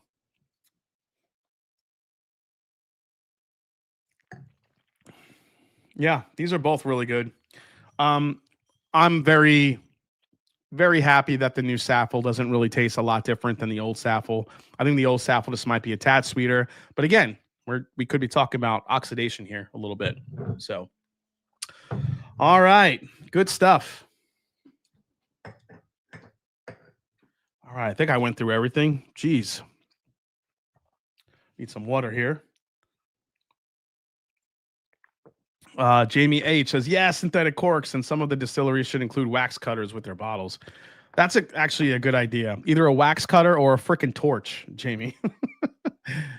Jeffrey Wack came to the conclusion that it's better to save samples from a fresh crack than waiting till you're at the end of the bottle. Yeah, that's actually a really good idea too, if you want to do it that way. It takes years and or poor storage conditions, Jay. Yeah, I mean, I think that's really the crux of it. Plus, some whiskeys are just weird at first, but after a month, great. Yep, that could definitely happen, Diego. I mean, it's like, you know, you talk to some folks that just don't believe like the neck pour thing is a real thing, or I think it is. I think a whiskey changes over time. I think you're less likely to have it with the whiskey that's like 80 proof, 90 proof even. I think cask strength whiskeys, especially finished whiskeys, to me, really do change a lot, you know, over the course of time in a bottle. Because just for a quick example, the Elijah Craig toasted bourbon. When I first cracked that bottle open, I hated it. It was just tannic and gross. Just couldn't, it was just too much like toasted artificial, like almost saccharin, aspartame type flavor I was getting on that bottle. But then it got about halfway down the bottle and all the marshmallow, all the sweetness, everything started just blooming out of that bottle. Now, you can't tell me that there's no change in a whiskey over time, because that bottle changed drastically from the first pour to the mid pour, or to the middle of the bottle. So I don't care what anybody says. I'll die on that hill. That's a fight I'm willing not to give up, man. I think that's definitely a true thing. So, but I think finished whiskeys, more than any other types of whiskeys, change the most. Sometimes for the worse, sometimes for the better. Old Elk and Green River have the worst corks. Mine are almost all super loose from them. Has put a Blanton's topper in a new Old Elk pick, says Clinton Nolan. You have a Blanton's horsey on a Old Elk pick? That's kind of cool. John Vornick says, wasn't going to have any pours tonight, but you pulled my arm to pouring a glass of WB Saffle Batch 2. It's nice. Classic. Yeah, absolutely. That's what it is. It's classic turkey profile. All right, guys, let's get into this blind, because I cannot wait to get into this blind. Because I cannot wait to see what's going to happen here.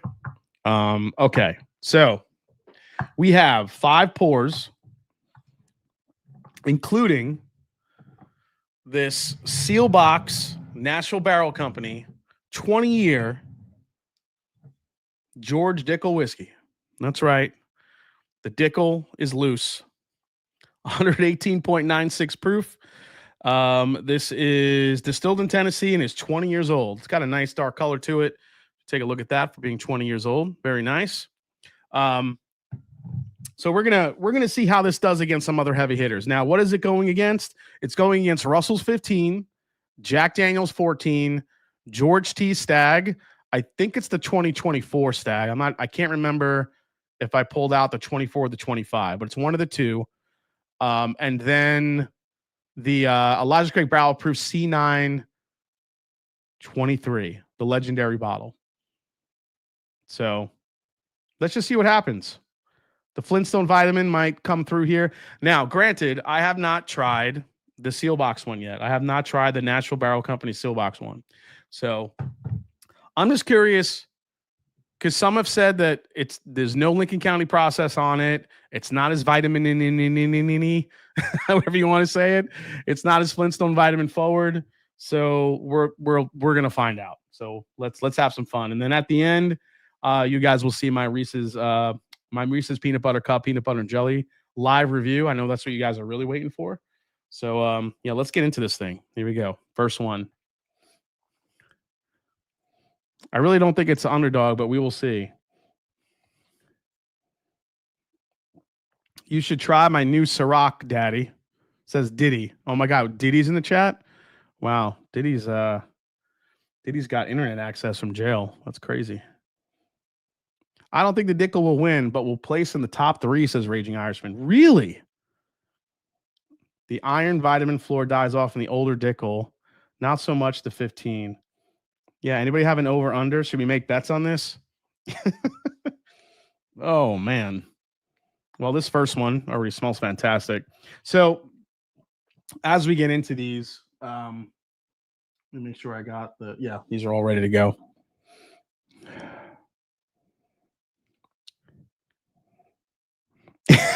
Did he heard about the virgin stage?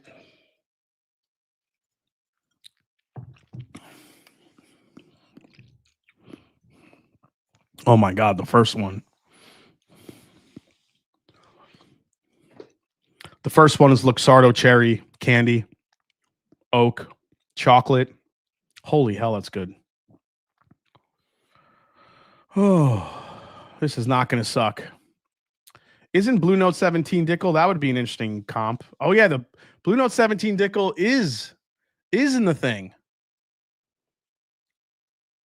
Should I add that one to the mix? Should I add the Blue Note? Well, no, I'm not going to add Blue Note 17. You know what? After this blind, I'll grab the Blue Note 17 I have. I'll just throw it in the mix and I'll see how it compares to the other ones. I don't want to throw it in here because we already have a Dickel in here, but we'll see. We'll see how it compares. I predict Dickey.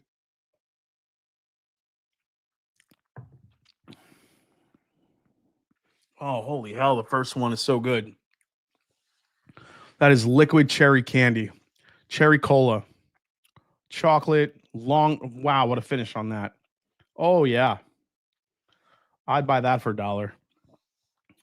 Oh, yeah. So let's talk NFL draft. Who's ready for the draft? Top Jimmy Marbles Memorial fan. Godspeed. Oh, dude, thank you so much, man. Oh, appreciate that. Top Jimmy, man. You're a giver. I appreciate you, man. Donald Rant's in the house. 25 GTS is best in a few years, says Stuart Fanak. I hate spell check. Mrs. EJ. Well, as part of the process, save the double Dickel for the after party. That poor Dickel bottle must feel like Roy McElvoy on the practice range, a tin cup. Who's shooting those chili peppers up Lee Jansen's ass? What? All right, let's go to the second one here. Oh.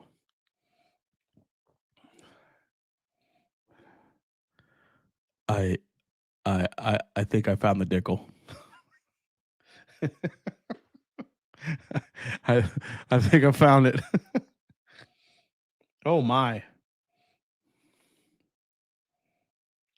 I'm actually interested to see if the Falcons mess around and try to. I think the Falcons should trade down, get more picks, and I'm going to see if they actually trade Kirko Chains.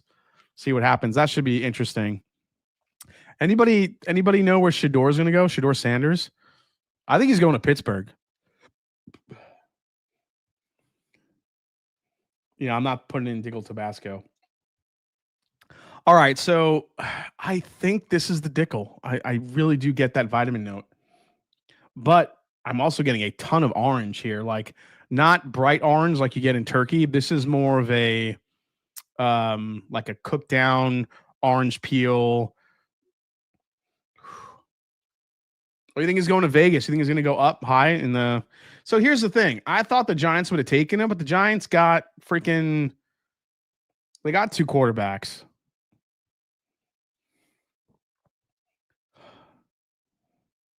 They got Russell Wilson.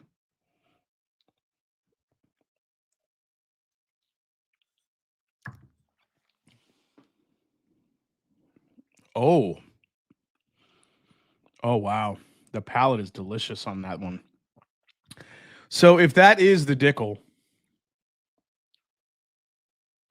like a prehistoric orange, like an orange that was like cooked on a grill and like the oils came out, like orange oil. Maybe that's a better description. Orange oil.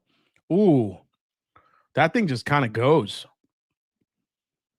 A little bit of dark fruit there. A lot of oak.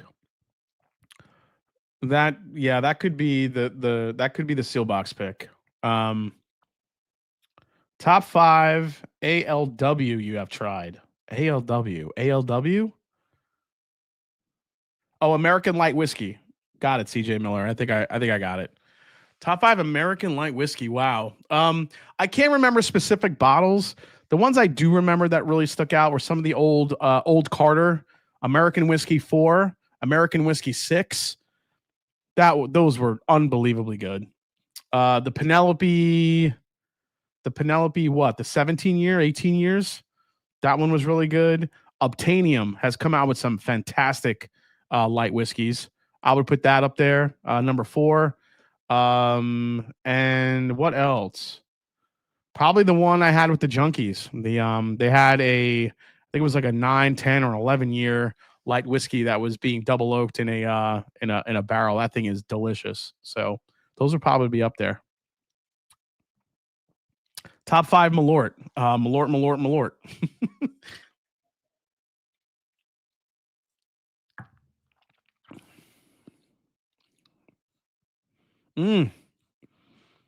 Man, that is chocolate covered orange on number 2 with spice. It's a little savory. It's very the more I sip it, the more chocolatey it is.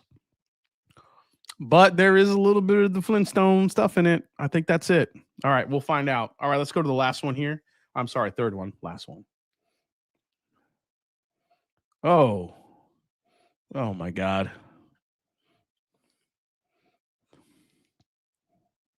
David Smith, I was sipping on your Junkies American Light Whiskey pick last night. So good. Yeah, it's so good. Top 5 cocktails, period. Your favorites. Are we just going to do like a top 5 like rundown here right now? Well, we could do it. Let's do it. Just give me top 5s. I'll see if I can get to it. Top 5 cocktails. Number one right now is a Black Manhattan. That is my number 1 go-to, and it's not even close. Black Manhattan with Averna Amaro, and you need to use a toasted rye whiskey in that cocktail. It is money. Do it. Look up Black Manhattan, Luxardo cherries for days. That's it. Those are the ones. That's number 1. Number 2, I'd probably go with a Boulevardier. Number 3, probably Old Fashioned. Number 4, what other cocktail do I enjoy?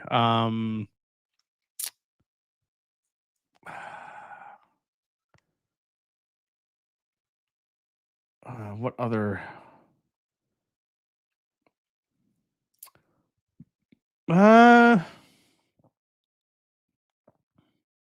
Diego G. Yes, a Paper Plane. Such an underrated cocktail. Old school Paper Plane. And number 5 is the Vucare. So Black Manhattan.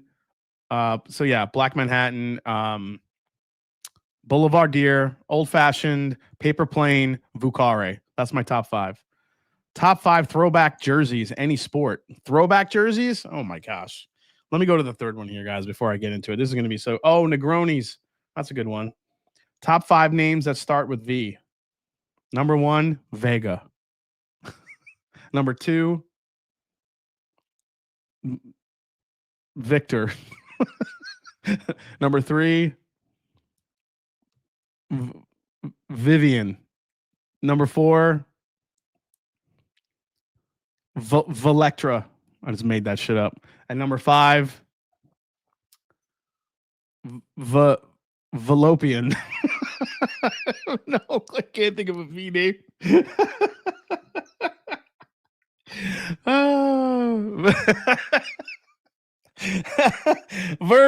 Valentino, that works. Vincent, oh my God, Vincenzo. You know what? Number 1's Vincenzo.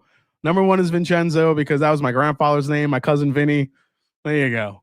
Number 1 is I'm ashamed of myself for not thinking that.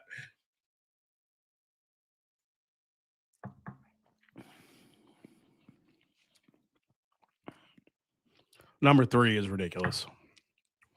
Number 3 is Voldemort. There you go. Brian S. Top 5 tasting notes in your whiskey. Number 1 will always be butterscotch. If I get butterscotch in my whiskey, I'm getting it. Number 2 is cherry, like dark cherry. Love it. Who makes a dope Black Manhattan in Columbus? Prohibition. Prohibition makes a good Black Manhattan. You don't know any Vinnies? Come on, man, get at it. Yeah, well, I have a cousin Vinny. I literally have a cousin Vinny, and I don't even know how that name didn't pop up in my mind. Fallopian. That sounds like something Porter would say. Yeah, butter pecan, butterscotch, dark like black cherries, like Luxardo cherries. That would be a 3. Number 4 is probably oak, and number 5 is I don't know what would be my 5th like favorite flavor profile that I get.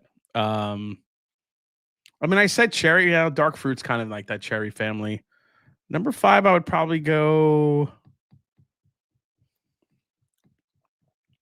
I said oak. Oh, number 5 would probably be either like that combination of cinnamon and nutmeg. Like I like finding those baking spices. So,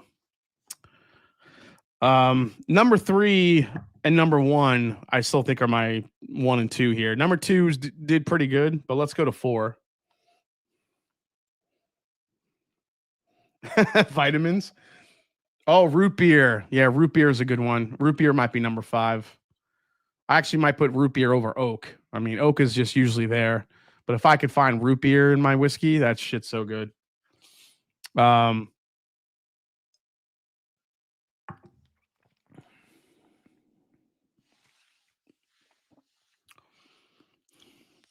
Number 4 is actually very good. It's just not as good. I think I still like 1, 2, and 3 over 4. Interesting. Oh shit! Did I miss a super chat? I'm sorry. Who?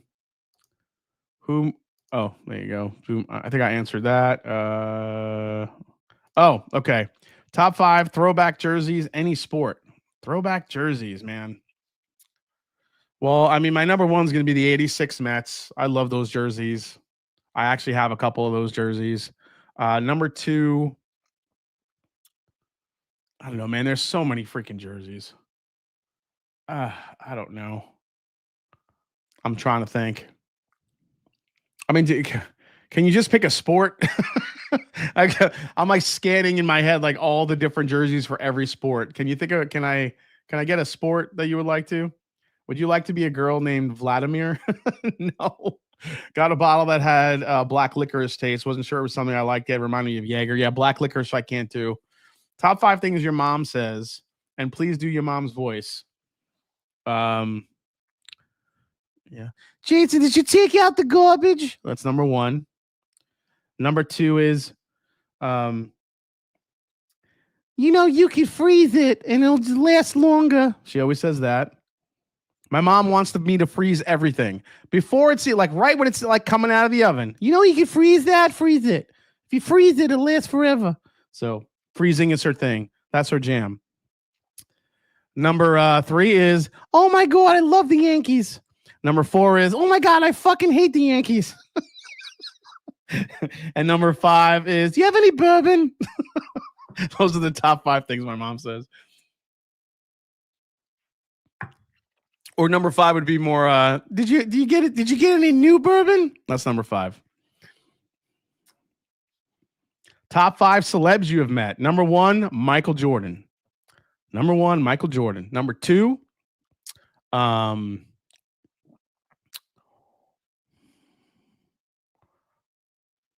you should get your mother a blast chiller. Michael Jordan, and so that one's tough to beat. Number 2, oh my God, Mark Wahlberg. Number 2, number 3, Alicia Keys. Number 4,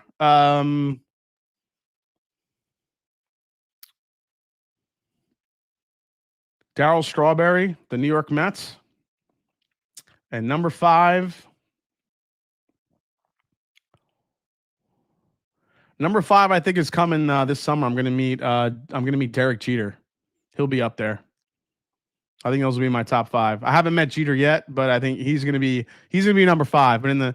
But Jeter's not in there yet. But number 5 right now, probably Magic Johnson. Meeting Magic Johnson and actually shaking his hand was amazing. Magic Johnson was incredible. So those would be my top 5. Mark Wahlberg is hilarious in person.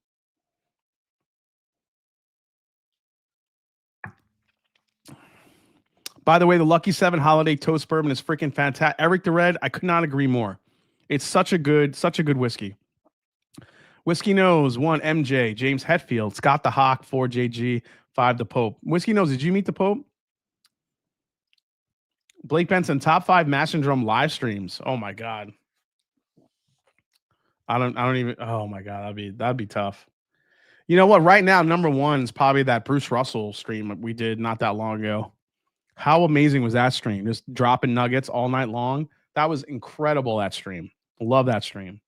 Probably the first time I met Jackie Zykin, because she popped on my screen and she was so beautiful that I had to like get up and like walk away and be like, oh my God, she's so beautiful. And then I came back and I was like, hey, I'm back. Jackie Zykin. Connor O'Driscoll was up there just drinking with him and talking with Connor was amazing.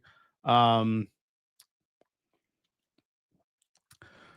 think an old school one is when I Whiskey She Wines was still had a channel and the Bourbon Junkies were here and we did bourbon and waffles or bourbon and pancakes or something like that. That was a top tier live stream.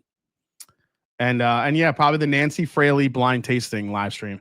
I don't know if that would be in that order, but those would probably be my top 5. The Nancy Fraley cigar blend live stream, the blind cigar blends that she sent me, that live stream will always live in like a top tier for me. So yeah. No, Jackie Zykin isn't. Not Aaron. No, Aaron C. Just at the time, yeah. I did not pop a joke.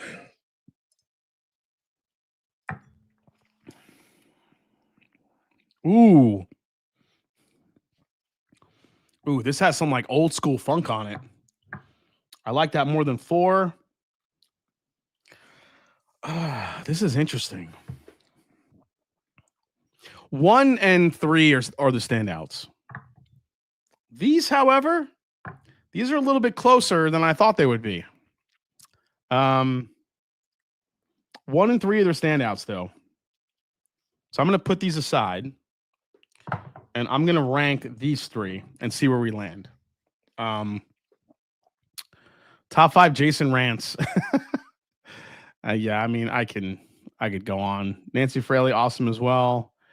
Clint Nolan, top 5 cigars. That's a good question. Probably my number 1 is,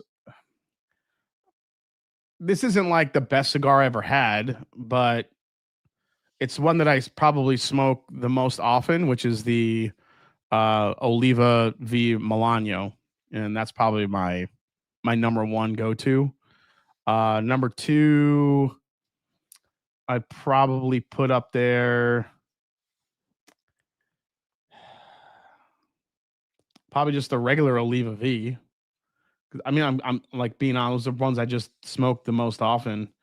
Number 3, probably Rocky Patel. Number 4, I'd probably go with the Alec Bradley Kitsugi. I love that cigar. Number 5, probably,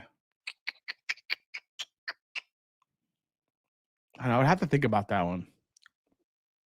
Oh yeah, Padron. Duh. How could I forget Padron? Yeah. Padron, Roger Reese is probably in that top 5 as well. Yeah, that one, especially the 1964. Just one of the best, deepest, darkest. I just love that cigar. Yep. I don't think these 20-year went through Lincoln County process. Les Flintstone, says Anthony Sulio. That's what I'm thinking. I don't know. I feel like I could taste it, but I'm not really sure. These 2, like I said, these 2 are the standouts. It's ranking these 3. Let's see where we get here. Let me go back to the nose here. I'm just going to kind of mix these up a little bit. I don't really want to be, it's going to kind of top 5 hardest sports to do.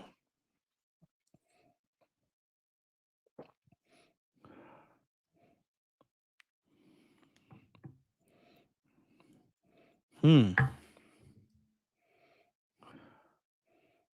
man. You know, I got to tell you, these 3 are closer than I thought. Well, I mean, nose is nose. Let me go to the palate here. curling, wrestling, real wrestling is number one. I know. I mean, I wrestled, I played football, and I played baseball. So those are the only contextual sports I can literally like rank. You know, obviously, I was never good at basketball. You don't see many Italians on the basketball court dunking. it's the truth. um, yeah, I would put golf up there. Golf can be just hellish. Hockey would be up there. I mean, not only is hockey just you have to be in incredible shape to play hockey. The skating backward. There's not only I think what people underrate in hockey is the skating skills these guys have. The fact that you could skate frontward, backward, side to side. You know, you're sprinting down the ice, and at the same time, you have to handle a puck, and then at the same time, you're just taking hits constantly. So I think hockey would have to be up there. Anybody that says hockey isn't a hard sport is fucking lying to themselves. Yeah,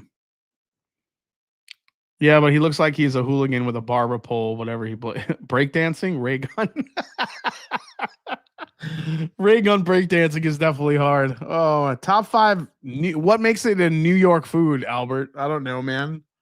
Top five pastas? I feel like I've done that before.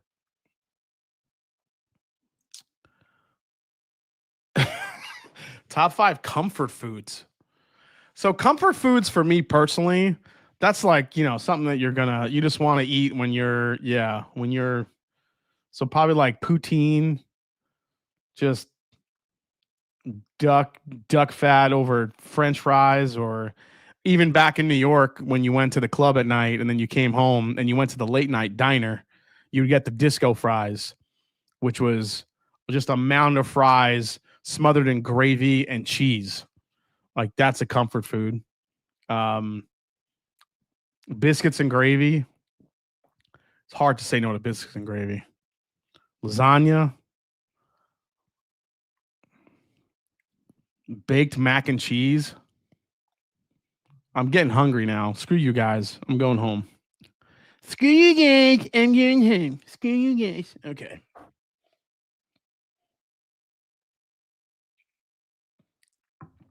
All right. So yeah, I got to get back to like the jerseys, man. Throwback jerseys. Man, this is really good. That first glass is so good. This is just straight. Like speaking of cigars, straight up tobacco here, chocolate, tobacco, and spice on this first glass. Absolutely delicious. Go the second one here.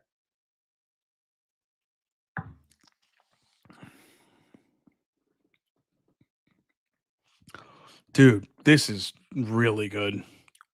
This just has an insane finish on it. It's old school barrel funk. I like this one over this one.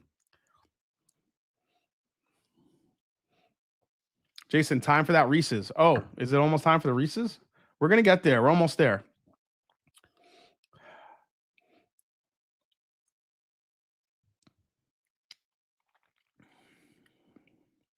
This is so good. Do I don't know if I like this over this, but I think I like this over this. Yeah. All right. That's my order for these three. Now it's between these two.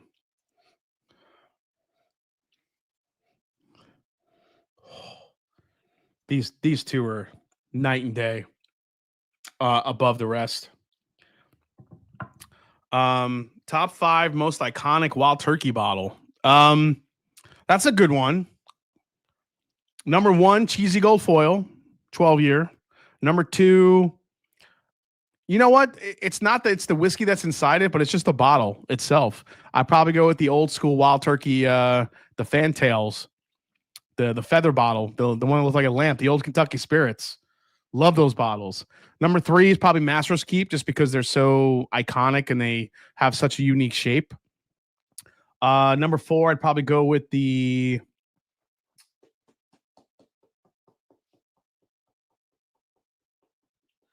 I don't know. Number four, I'd probably go with the American Spirit 15-year in the box. That bottle is very iconic.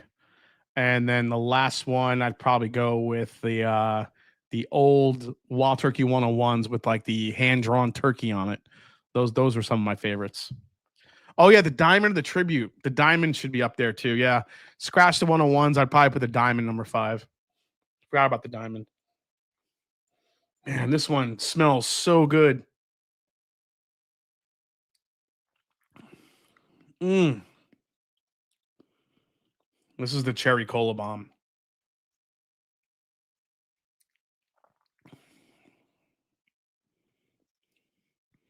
This is more oaky, more flavor. Tonight, I'm going with this one on my right hand. All right, let's find out what we got. This is going to be interesting. Okay. I mean, these are all hitters. There was no losers here, but there was an order that emerged, I will say. Okay, let's see what we got here. So last, certainly not least, is letter B. Letter B belongs to the... Oh, shit. Really? B belongs to...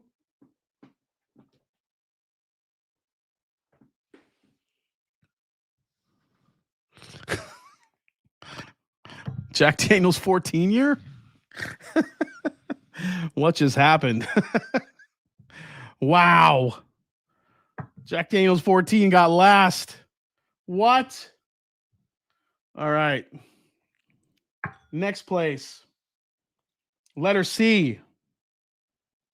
Letter C belongs to the Dickel. Oh my God, the 20-year Dickel took out Jack Daniel's 14. What is happening? Something has gone awry. Third place is the D. The D goes to the Elijah Craig Barrel Proof C923. And number 1 and 2, no surprise, is the Stag and the Russell's 15, which I think I picked the Stag over at this time, to be honest. Hey, I did. I picked Stag over Russell's 15 tonight.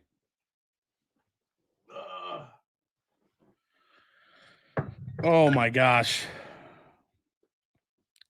Yeah, it didn't make the top 3. This wasn't good enough to make the top 3. However, it was it was close. But it just didn't. I don't know. It does. It just has a flavor. I don't. So this was the 2023 GTS, the 135 proof. I believe. Yeah, 130. This is the 2023 135 proof. This thing just came off like cherry candy, and it just hit my palate. But I actually like this, the Nashville Seal Box over the Jack Daniel's 14. I don't know what it was about it. This was pretty crazy. I'm a little surprised ECBP beat the Dickel. Really, Diego? I don't know. This ECBP is really good, dude. I don't know, man. Yeah, letter B. Letter B is, yeah. Yep. I mean, it is what it is. Again, these two are the monsters. These are the outliers. But I'm telling you, any day of the week, one of these 3, I think, could take this blind. I just think it just depends. I mean, this you're really not going to find too much anymore. So if you're just talking about these 2, unfortunately, the Jack Daniel's 14, even though it's half the price of what I paid for this Nashville 20 year retail, this bottle is going to be way marked up, over retail. I mean, these bottles are going for about $400, $500, which is insanity.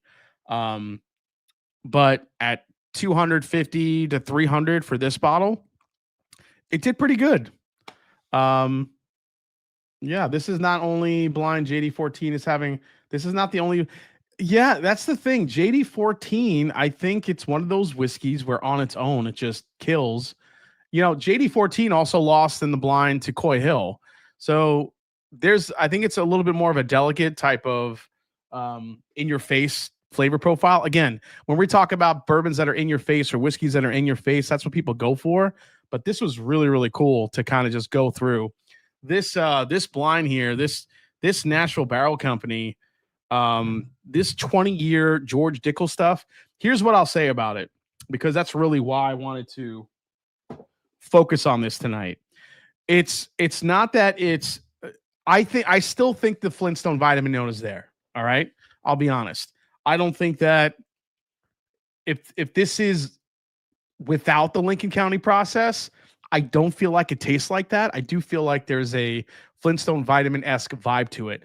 However, at 20 years old and at this proof point, I do feel like the Flintstone vitamin note is a little bit tamed down compared to how I usually taste it. I do think that there is something to be said for the age here and also the layers of flavor I'm picking up. I mean, was this it? Was this? Yeah, this was the NBC.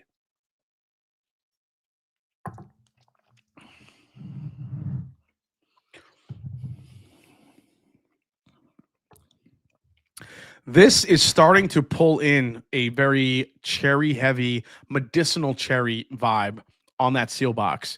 The seal box 20-year Dickel is starting to pull in medicinal cherry, orange oil, and a little bit of chocolate too.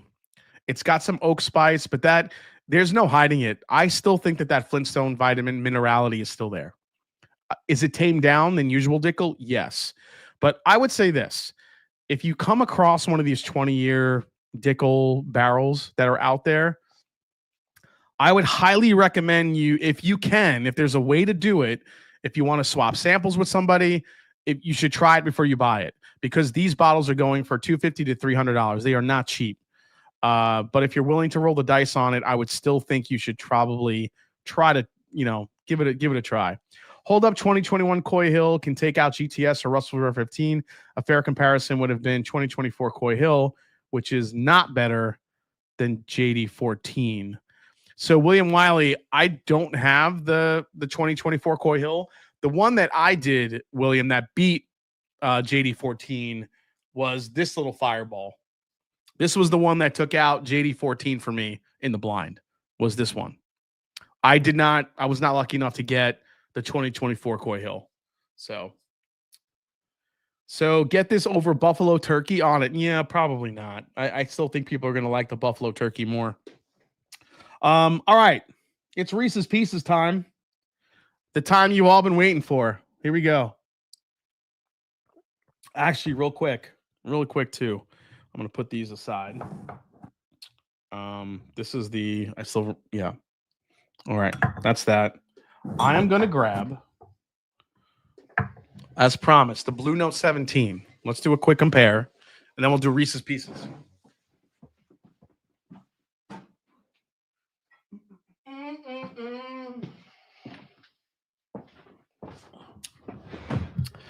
By the way, guys, did you see that the Calumet, those special, the Calumet 17 and 18 is starting to hit?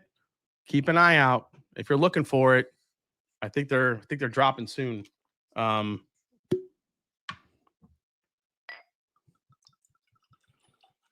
think the Calumet 18 is like $500 or some shit though. It's in some crazy bottle. It's pricey, man. It's pricey. 17 is in Kentucky. Haven't seen him yet. I went to Walgreens after the live started and looked for that Reese's. No luck. Blue Note just unsubdued for the 12th time. What does that mean? Cass and Q says he tried the Calumet 17. Damn good Barton. Okay. The Calumets are out in yeah, they're very expensive. Why did they double the price from the 16 to 17? Says Kraken, because they put it in a fancy bottle and they upped the price. That's why.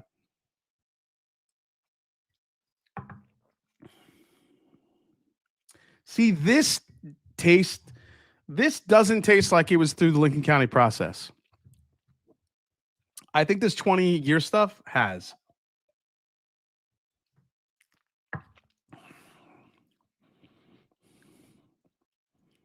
Unless it's just like the oak and I don't know, man.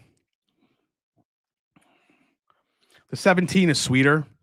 The 20-year has more of a way more of a barrel influence when you compare them. I don't know.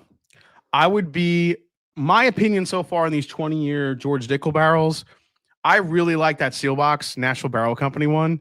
I'm not sure how many more out there. I paid $300 for that bottle, so they're expensive. But so are the Buffalo Turkeys that are out there too.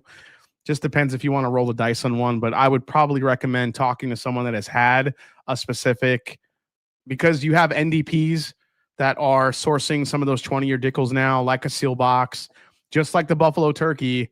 These 20-year Tennessee whiskeys are starting to hit the market. So it's one of those things where if you want to roll the dice on one, if you want to buy one, I would highly recommend getting a recommendation from a palate you trust or trying before you buy, because I still think for some people it's still going to be very, I don't think it's that mineral forward, but I still think it's a quality to it that just comes off like George Dickel whiskey.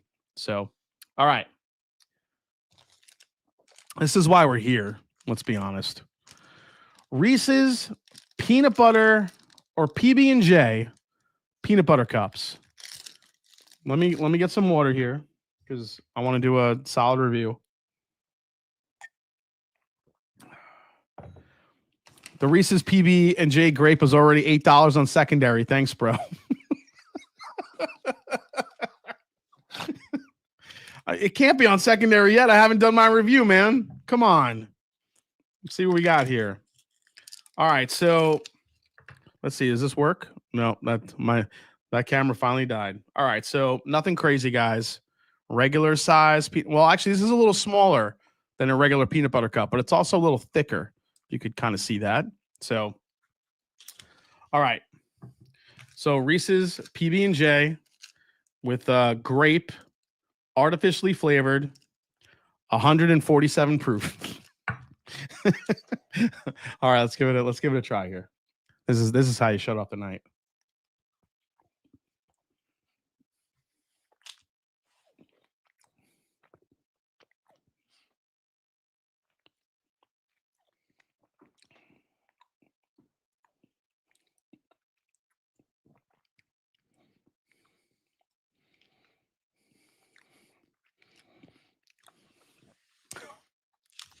I need one more bite.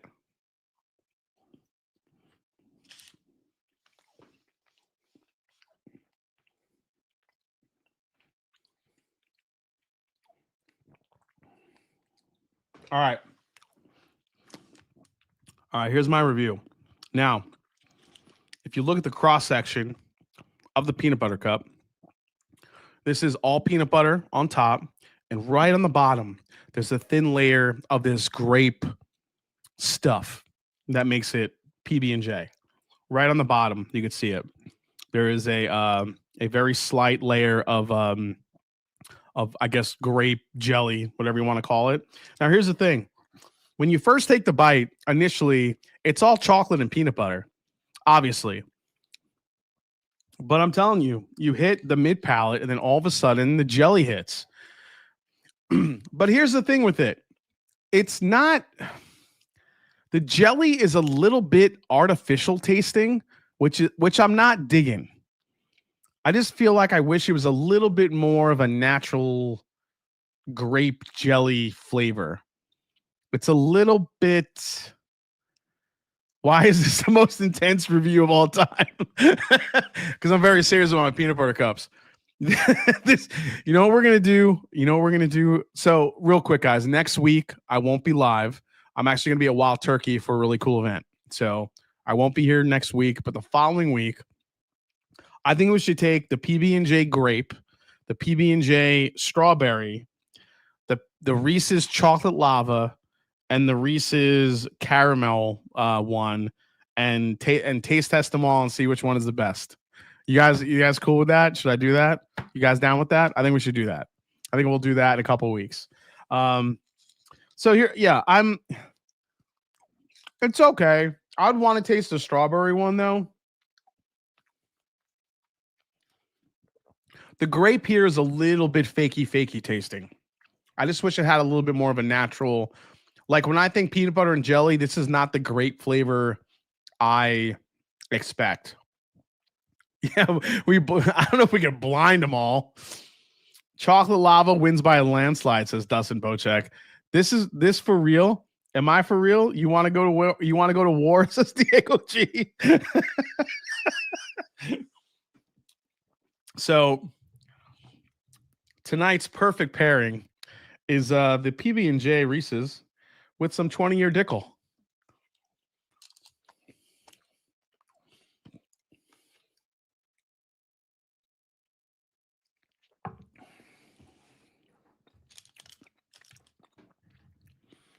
Wow. The Dickel brought the. I don't even know how to say this. I'm just going to leave it be.